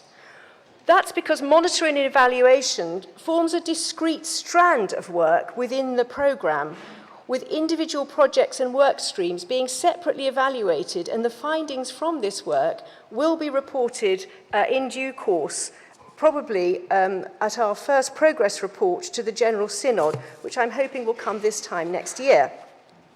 It's important to note that we're just 18 months into the operational delivery of this programme, so it is a bit early to be reaching conclusions about resource levels and the achievability of the respective national and diocesan net zero plans. So I think colleagues around the country need to be given a fair chance to make as much progress as possible on the agenda.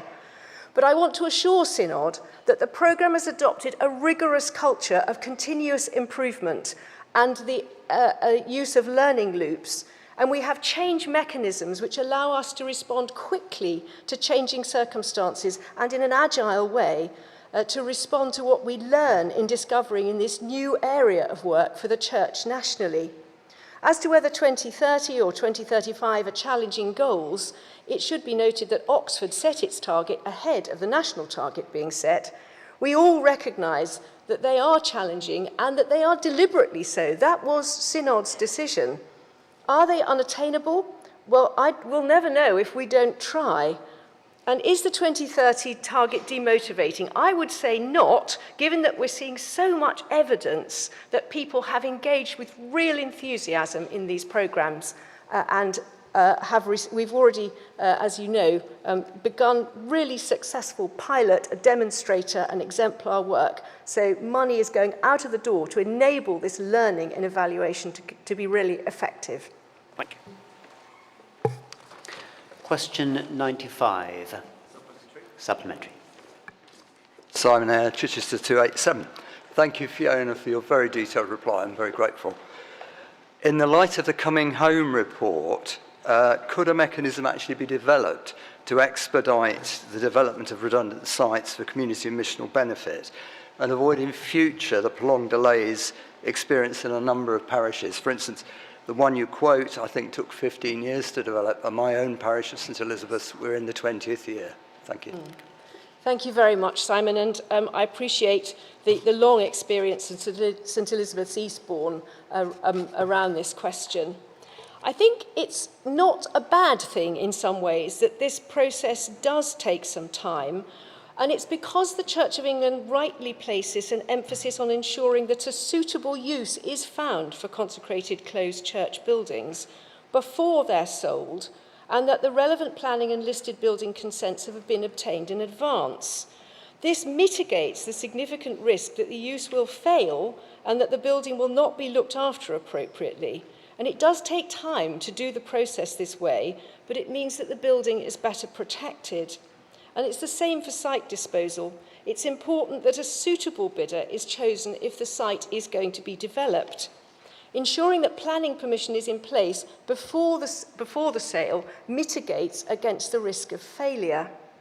The mission and pastoral measure processes also emphasise the importance of ensuring that the public has a say in the disposal process. It's arguably a stronger system to work this way round than to have one where no consultation takes place before and building is sold as seen with no planning permission, which I think does make it more likely that schemes would fail in the future. But the fact that these things need to be taken into consideration does not mean that we don't really take to heart the question about the length of this process, and we are working hard to make it more effective, particularly as we continue to look at the mission and pastoral measure. Thank you. Supplementary. Thank you. Matt Beer, Lichfield 143. Thank you so much for your answer. How many of those perceived safe churches may be earmarked for revitalisation in the future for the church? So I don't have figures to respond to that, but I'm happy to engage with you on the question and to take that forward together. And we do have quite a few examples of churches which have been closed and then been I can think of one really recently, I think in the Diocese of Sheffield, and then been reopened for the purpose of Christian worship and ministry. And that's one of the reasons why we do want to undertake these processes really carefully and thoroughly to make sure that we're not closing churches in areas which, for example, are then going to be the subject of extensive housing development and where that building might very well be needed in future. But I'm happy to engage further with you on that question if we can find some more figures. Thank you. Thank you. Question 96. Question 97. Question 98. Question 99. Question 100. Question 101. Valerie Hallard, Carlisle 267. I really appreciate your answer about how your explanation about how decisions about disinvestment and engagement are made. I just wonder whether the answer to this question is yes or no. It's honest. Because, well, one, the first thing which is very clear on is that we have a very rigorous, principles-based approach to how we have to deal with some profound issues around the morality of how we invest. With regards to this particular circumstance, the occupied territories, what's going on in Israel and Gaza, we have always had, and isn't just since October the 7th, a rigorous set of criteria with how we assess and almost don't invest at the outset, and how we also continuously monitor those investments. And as we've said there, they have been heightened. We've had a heightened scrutiny. We've actually had heightened engagement. And in some cases, have actually had to restrict. But so rest assured, we have a very rigorous process. But when we get into the complexities of this, whether it's investments around China, whether it's around any of these very sensitive ones, it's about having a clear set of principles, a very clear set of frameworks which are driven by internationally high standards, UN's processes on human rights, which informs, in this particular case, sets of rules around occupied territories, rules around conflicts and controversies, and rest assured that is what has driven there. But this is extremely sensitive, and thank you for raising the question. Question 102, supplementary.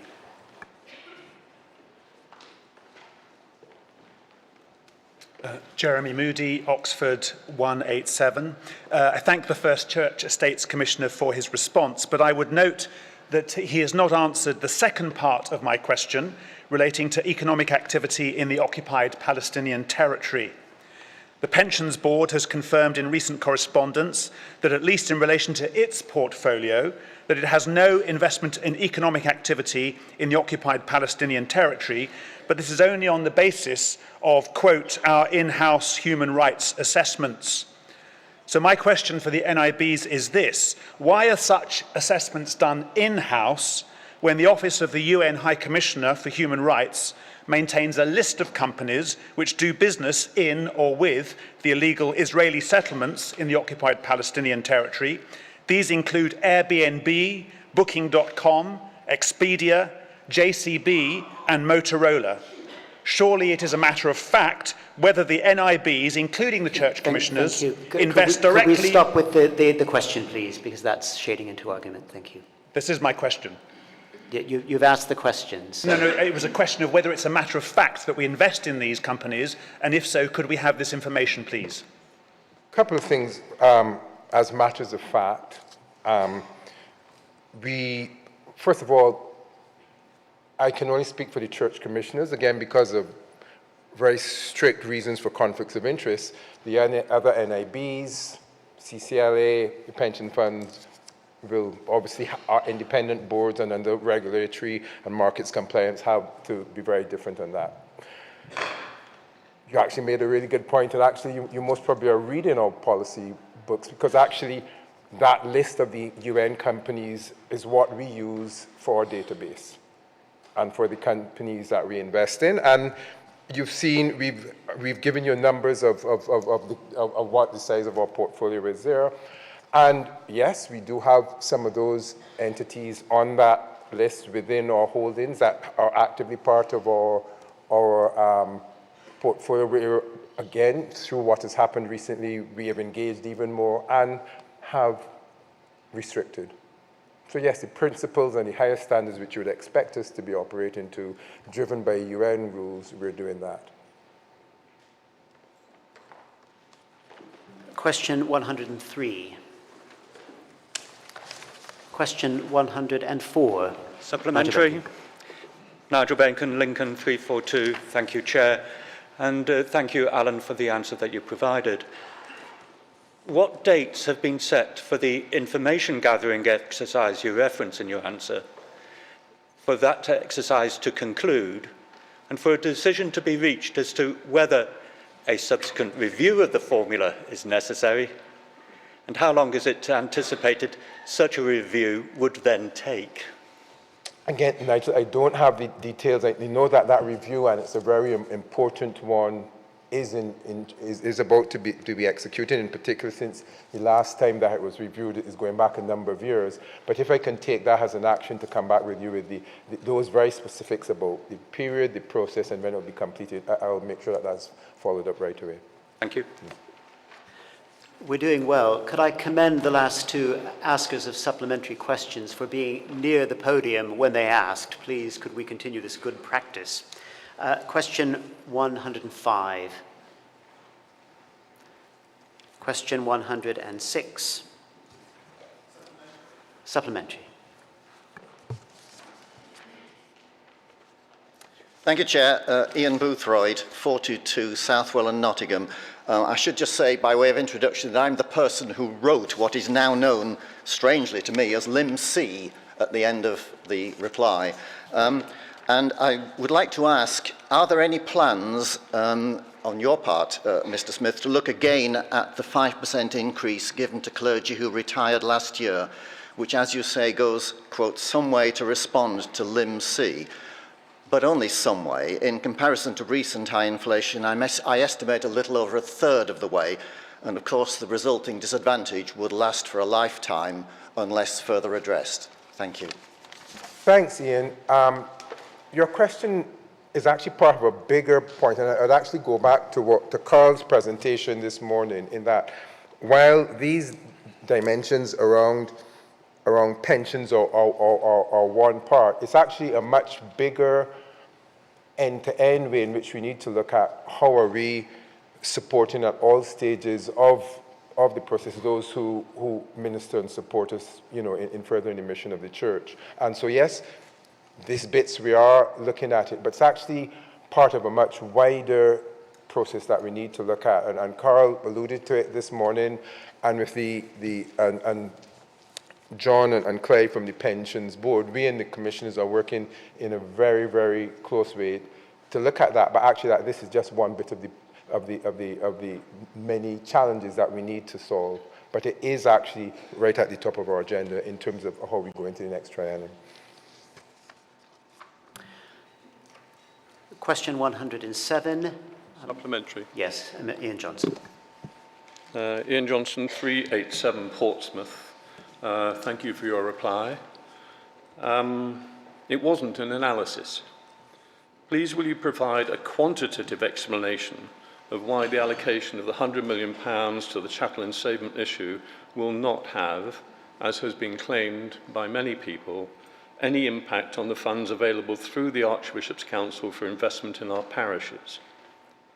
Such a claim, I and many others do not think is credible as it stands and should be justified.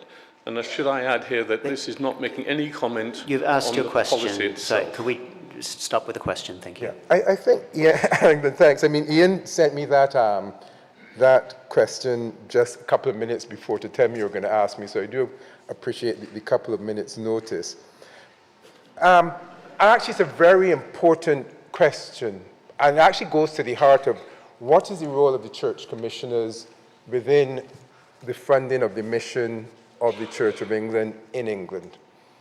And because standing right back, it's the church's funds to support our mission in perpetuity, where we have to make capital allocations in support of that mission between generations, informed by an actuarial calculation. But it's very important, Ian, and I think in asking is to work out how does a 320-year-old in perpetuity fund, a closed-base equity fund, because that's what it is, other than the extra bits that we got back in 1704 and the bits that the bishops always remind us we got in 1830-something, we don't get money from parishes. So, but if you think about that, that is managed centrally to feed into the economy of the Church of England. If those who are spiritual, excuse me from speaking in a bit of the terms of financial markets a bit. But like all economies, there's a supply and demand. The church commissioners, that team, the investment team in particular, works to work out what that side of the supply is. How much does that 10.4 billion become? And we actually do that with a very specific target of seeking to get CPIH plus 4. And that is our overall target, and that we've set that. And that sets out what can be supplied in and what we professionally can supply. And the actuaries give us an informed. And one of the things, and I normally get in trouble with the bishops on this, I said, when we want to hear from the Holy Spirit, we speak to our actuaries. Because they actually give you a professional, integrity-driven, objective assessment of what that supply can be. The demand side is driven through the TFWG process, which on a 3-year process, and we're just about to go in, determines what that demand is into the missional requirements of the church, what comes in through that process, which ultimately goes down into parishes. And last time around, and actually the time which informs these allocations, we were given a demand from the church of what was needed, and we met it. I think what it then says over and above that, we believed as responsible investors, there were two areas which in the center we needed to set aside money for. First, we needed to set aside money for redress, and we've actually set aside 150 million for that, coming out of that bit in the center. And we set aside money for Project Spire, 100 million. But that was after all that was demanded and asked of us was met. So yes, there's been no dislocation or no reduction of whatever that's gone to it. And that very rigorous actuarial process which says, can we hit that return target which meets the church's needs? That is very clear and our actuaries have confirmed that to us. That is clearly showing that there's nothing dislocated. But one actually really final important point. This stuff that we've done on our slavery work actually started long before George Floyd. Started in 2019, where we said if we are holding others to account, whether it's companies in Israel, companies in China, we need to hold ourselves to account.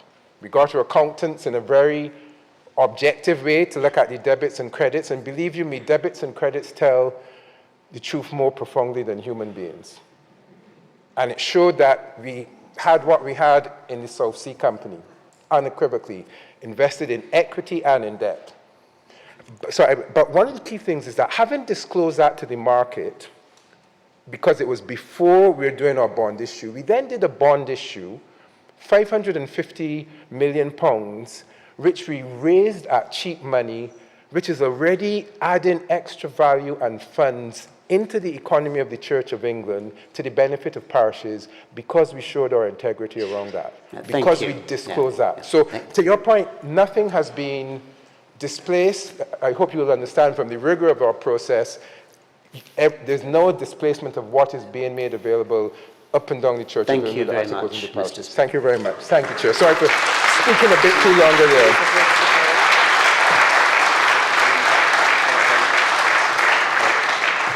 Thank you. I feel I touched a nerve. Supplementary. Peter Adams, 392 St Albans. Thank you, Alan. This raises a very important question. Would you consider, in about 5 years' time, doing some research to look at what these actions, including and the other actions in response to racial justice, what income has been added, what value has been added? Because it is my experience that the empowerment offered, the encouragement, the sense of belonging to many of our members from African Caribbean backgrounds has added to their sense of contributing to the life of the church today. Can I say, one of the things which in our report has not been picked up is that while our focus initially is on symbolically addressing communities today that are still impacted by the mindset of the values of enslavement, this is about seeking justice for all of us within here, because that profound misallocation of capital, immoral allocation of capital, which transatlantic enslavement represents, still mirrors itself in how we make decisions around money today, and that it's the values more than the financial value, as important as whatever financial value is or isn't created will be, it's the values that we're seeking to influence which we think are more important. Thank you. Question 108. Thank you. Questions 109 to 130 are addressed to the Church of England Pensions Board.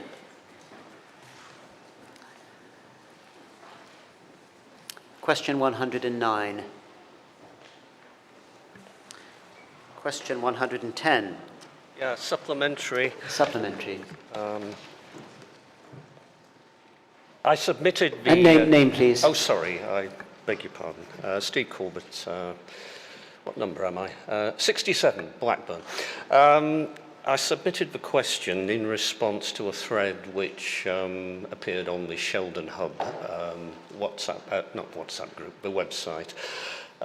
which you might be familiar with. It appears that, as has been mentioned this morning in the finance conversation, we appear to have up to 42 different approaches to this issue.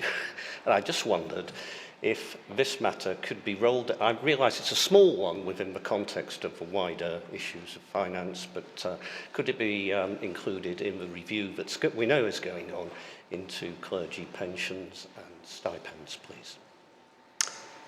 So Clive Mather, 460 Pensions Board. Thank you, Stephen. Yes, we have already flagged a number of related policy areas. We could certainly add this one in too.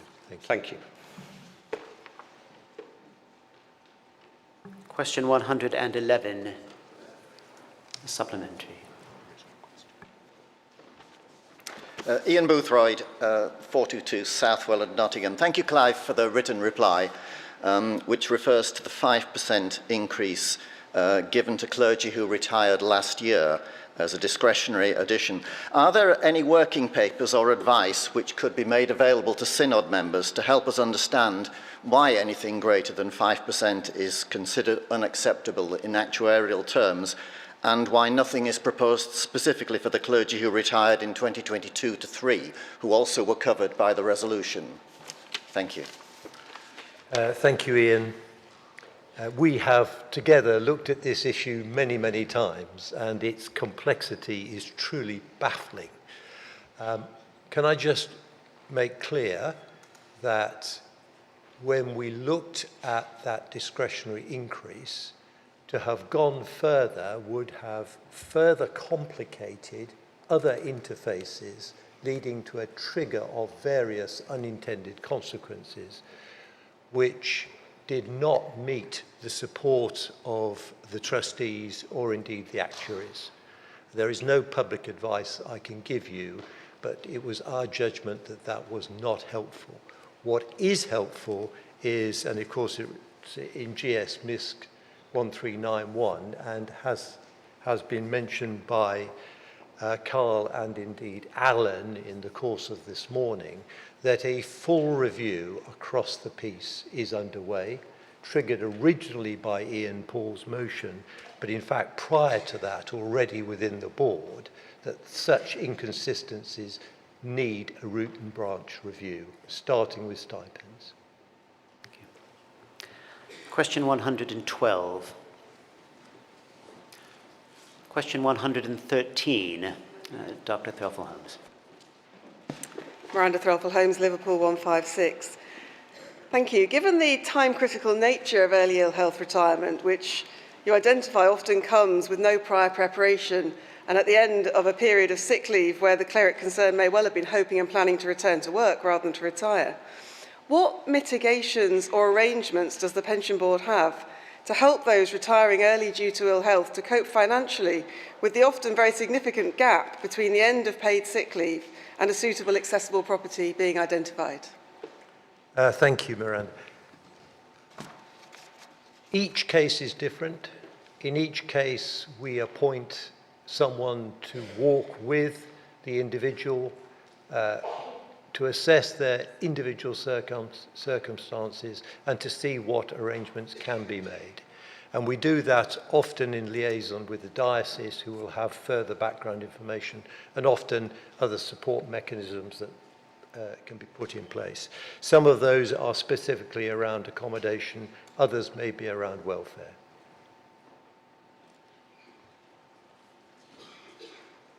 Question 114. Question 115. We're looking on Zoom.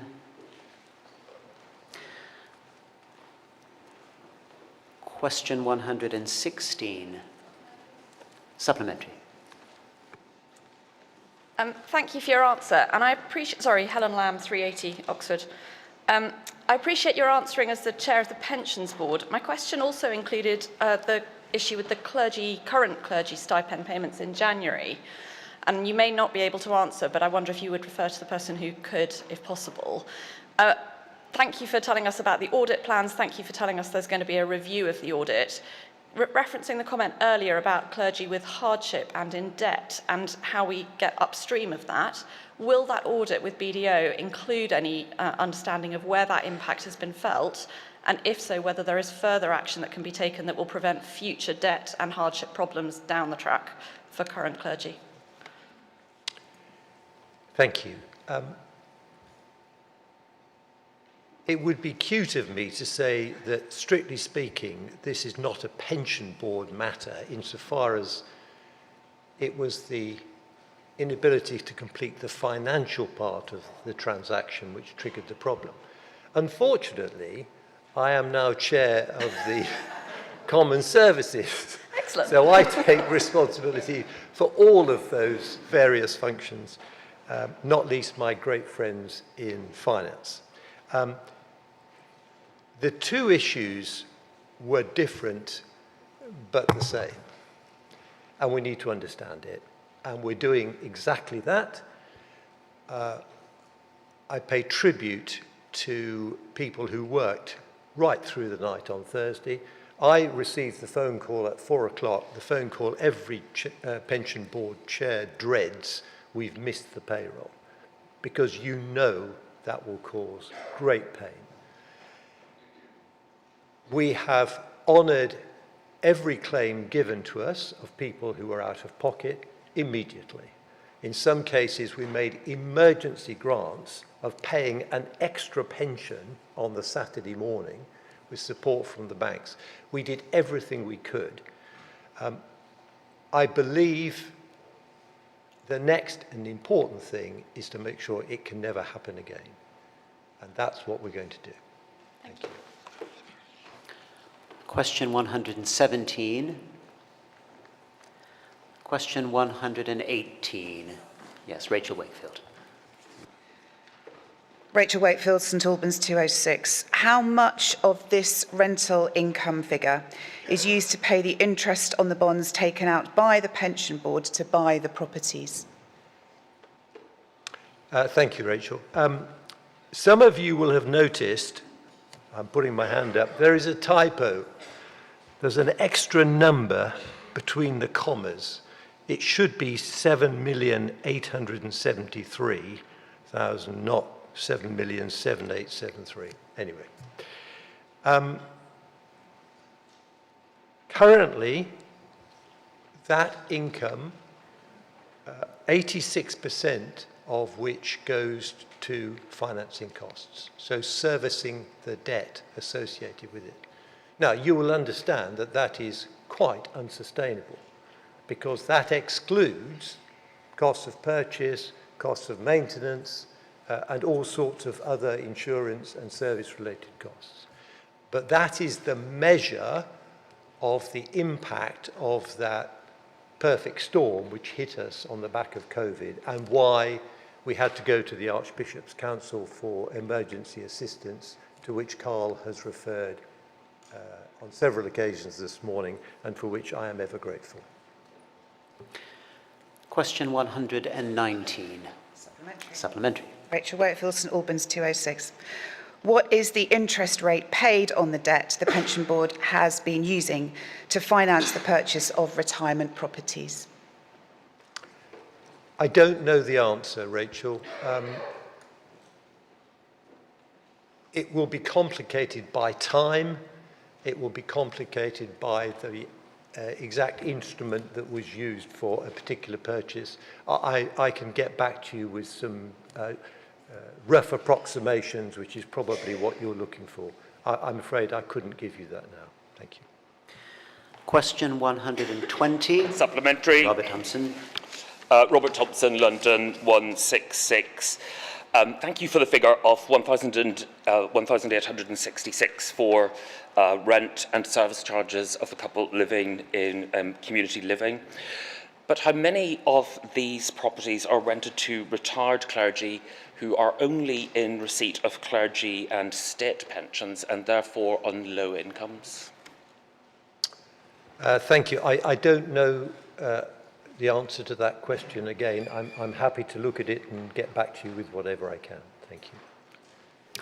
Question 121. Supplementary. Robert Thompson, London 166. Having looked at the list of the other property providers on the web pages, I've noted that very few of them have vacancies. And mindful of the fact that there's long waiting lists in local housing authorities and housing associations, how long does the Pension Board think it reasonable for retired clergy who become in need of accessible properties, to wit, to be rehoused, and why are these clergy not a priority? Thank you. Well, I believe they are a priority. There is no simple answer. It depends on the individual. It depends on the degree to which adaptations are required. It depends also on location.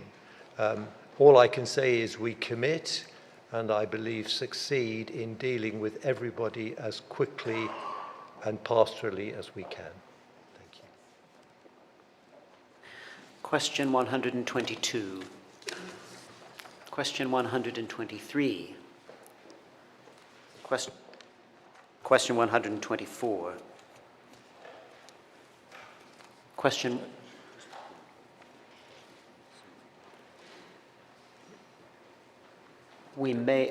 We're looking at Zoom. No supplementary. Question 125. Supplementary. Could we unmute Claire Lording?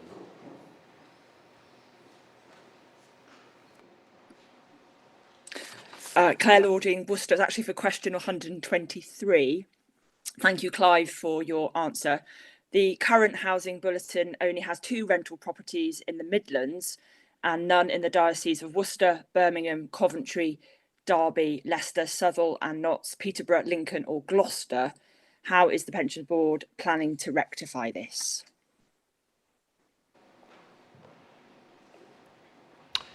Thank you. I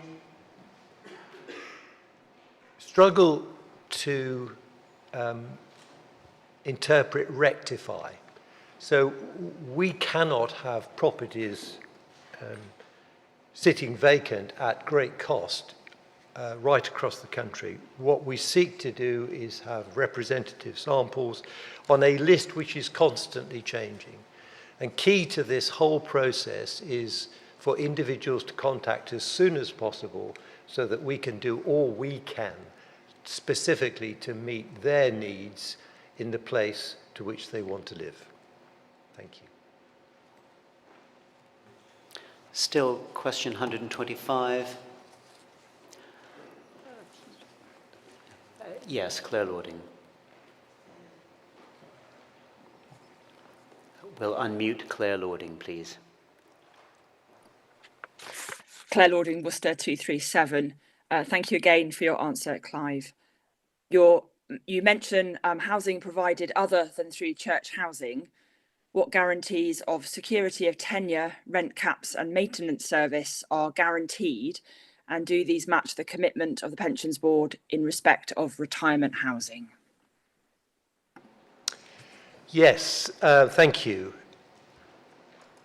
We use providers which offer the same standards as ourselves. Now, guarantee, that's a difficult word, but I can honestly say that in all of our experience so far, the people we have worked with have fully met both the specific and the technical, and indeed the value standards that we hold dear in our service to those whom we serve. Supplementary. Supplementary. Robert Thompson, London 166. Given that clergy have been told for many years by members of the Pensions Board that they'll be taken care of in retirement, and that some were told, as we know, by dioceses to sell houses to cover training costs, and others gave up secure tenancies in the council sector and housing associations, does the Pension Board acknowledge that the Church should fully fund its retirement housing schemes? I'm so sorry, should fully fund its retirement housing schemes? Thank you. I think we have to be careful with this statement we will provide housing for everyone. We can't do that. We have a charm arrangement which is based on certain very specific criteria, and in reality that translates into something like 1 in 6 of those who retire. And that's the basis of the current model. Now, from the recent consultation that we launched, responses would suggest that that might become 1 in 4 over the next 4 or 5 years, which would of course impose a very significant additional financial strain. However, unsurprisingly, what people think that they might need in 5 years' time isn't always in reality what happens. So we're fairly confident that current patterns will continue and we will be able to meet them given the various arrangements that we have put in place. I'm sorry, you asked a second part, which was, do we provide... Sorry, could you just re-express the second part? In terms of accessibility? Yeah. I think you've answered everything that I asked. Thank you. Okay, Yeah. thank you. That's good news. Question 126. Question 127. Yes, supplementary, Cat Campion-Spall. Cat Campion-Spall, Bristol, 71. The Tenants' Handbook states that major adaptations are not undertaken by the Pension Board and are done through local authorities. What is the average waiting time for these to be completed? Thank you, Kat. We do major adaptations. My notes tell me that we did 12 of them last year, often in conjunction with local authorities. I don't have an average waiting time. I do know that key to this is that especially given the circumstances of the individual and the additional costs involved, that the adaptation is done to the high standard. And there are clearly, depending on the circumstances, specific issues which will mean that that would not go as quickly as you might hope, but it has to be done well. I can look at whether we have average waiting times or some such information, and if I may, could I come back to you separately? Thank you. Question 128. Yes, Fiona McMillan. Could we make Fiona's microphone live, please? Thank you, Chair. Fiona Macmillan, 357 London. Thank you for your answer. Given the current lack of funding in local authorities and excessive waiting lists for adaptations to local authority housing association properties, in some areas up to several years, might the Pension Board perhaps reconsider its directive to tenants in its handbook to apply to local authorities for funding adaptations after they've moved into their rental homes? Thank you. It is something of a moral dilemma when adaptations are needed and are expensive, and funding is available from the local authority, to then decline to take that funding in the interest of speeding up the process for the individual. It's a balance. I can't pretend other than to say we look at each case, we do what we can, we seek always to do what is right, not just simply for the individual, but for the service as a whole that we offer to everyone. And we will continue to do that. Question 129, supplementary, Cannon-Camp. Yeah. Alice Kemp, Bristol 72. Thank you for your answer. Given the very high rents and service charges associated with your community living schemes, is the Pension Board prepared to consider subsidising disabled tenants on low retirement incomes? Thank you. I'm not sure I accept the very high costs. These arrangements are offered at significant discounts to what is available commercially. So they may appear high, but relatively speaking, I believe it is a very, very fair proposition to those involved. And in terms of those who are struggling financially, we always welcome a call to us. We have welfare officers, and we can help, and we can signpost, and we can make a difference. And that's what we will try to do. Thank you. Thank you. Question 130. We have time for about one more supplementary question, if it's brief. Questions 131 and 132 are addressed to the Ethical Investment Advisory Group. Question 131. Supplementary, Ms. Sue Cavell. Sue Cavell, 297 Derby. Thank you for your reply and for the promised minor update, which I've noticed is now in place. In the EIAG update, the climate change advice is specifically mentioned for review work this year. Is a revision programmed for publication this year? Thanks, and if I can say that, as kind of Alan Smith, L457, here speaking in my context of being Deputy Chair of the EIG rather than my church commissioner context. Yes, the review, I will come back to you with the exact details of that review timetable. One of the key things for the review is just making sure that we have what is clearly guidance and advisory things set by the EIG and making sure that is distinct from the policies that we bring in lower down. But I'll come back with the exact timing on that to you directly. Thank you very much. Thank you. Thank you. That brings us to the end of this item. We now break for lunch and reconvene with legislative business at 2 o'clock.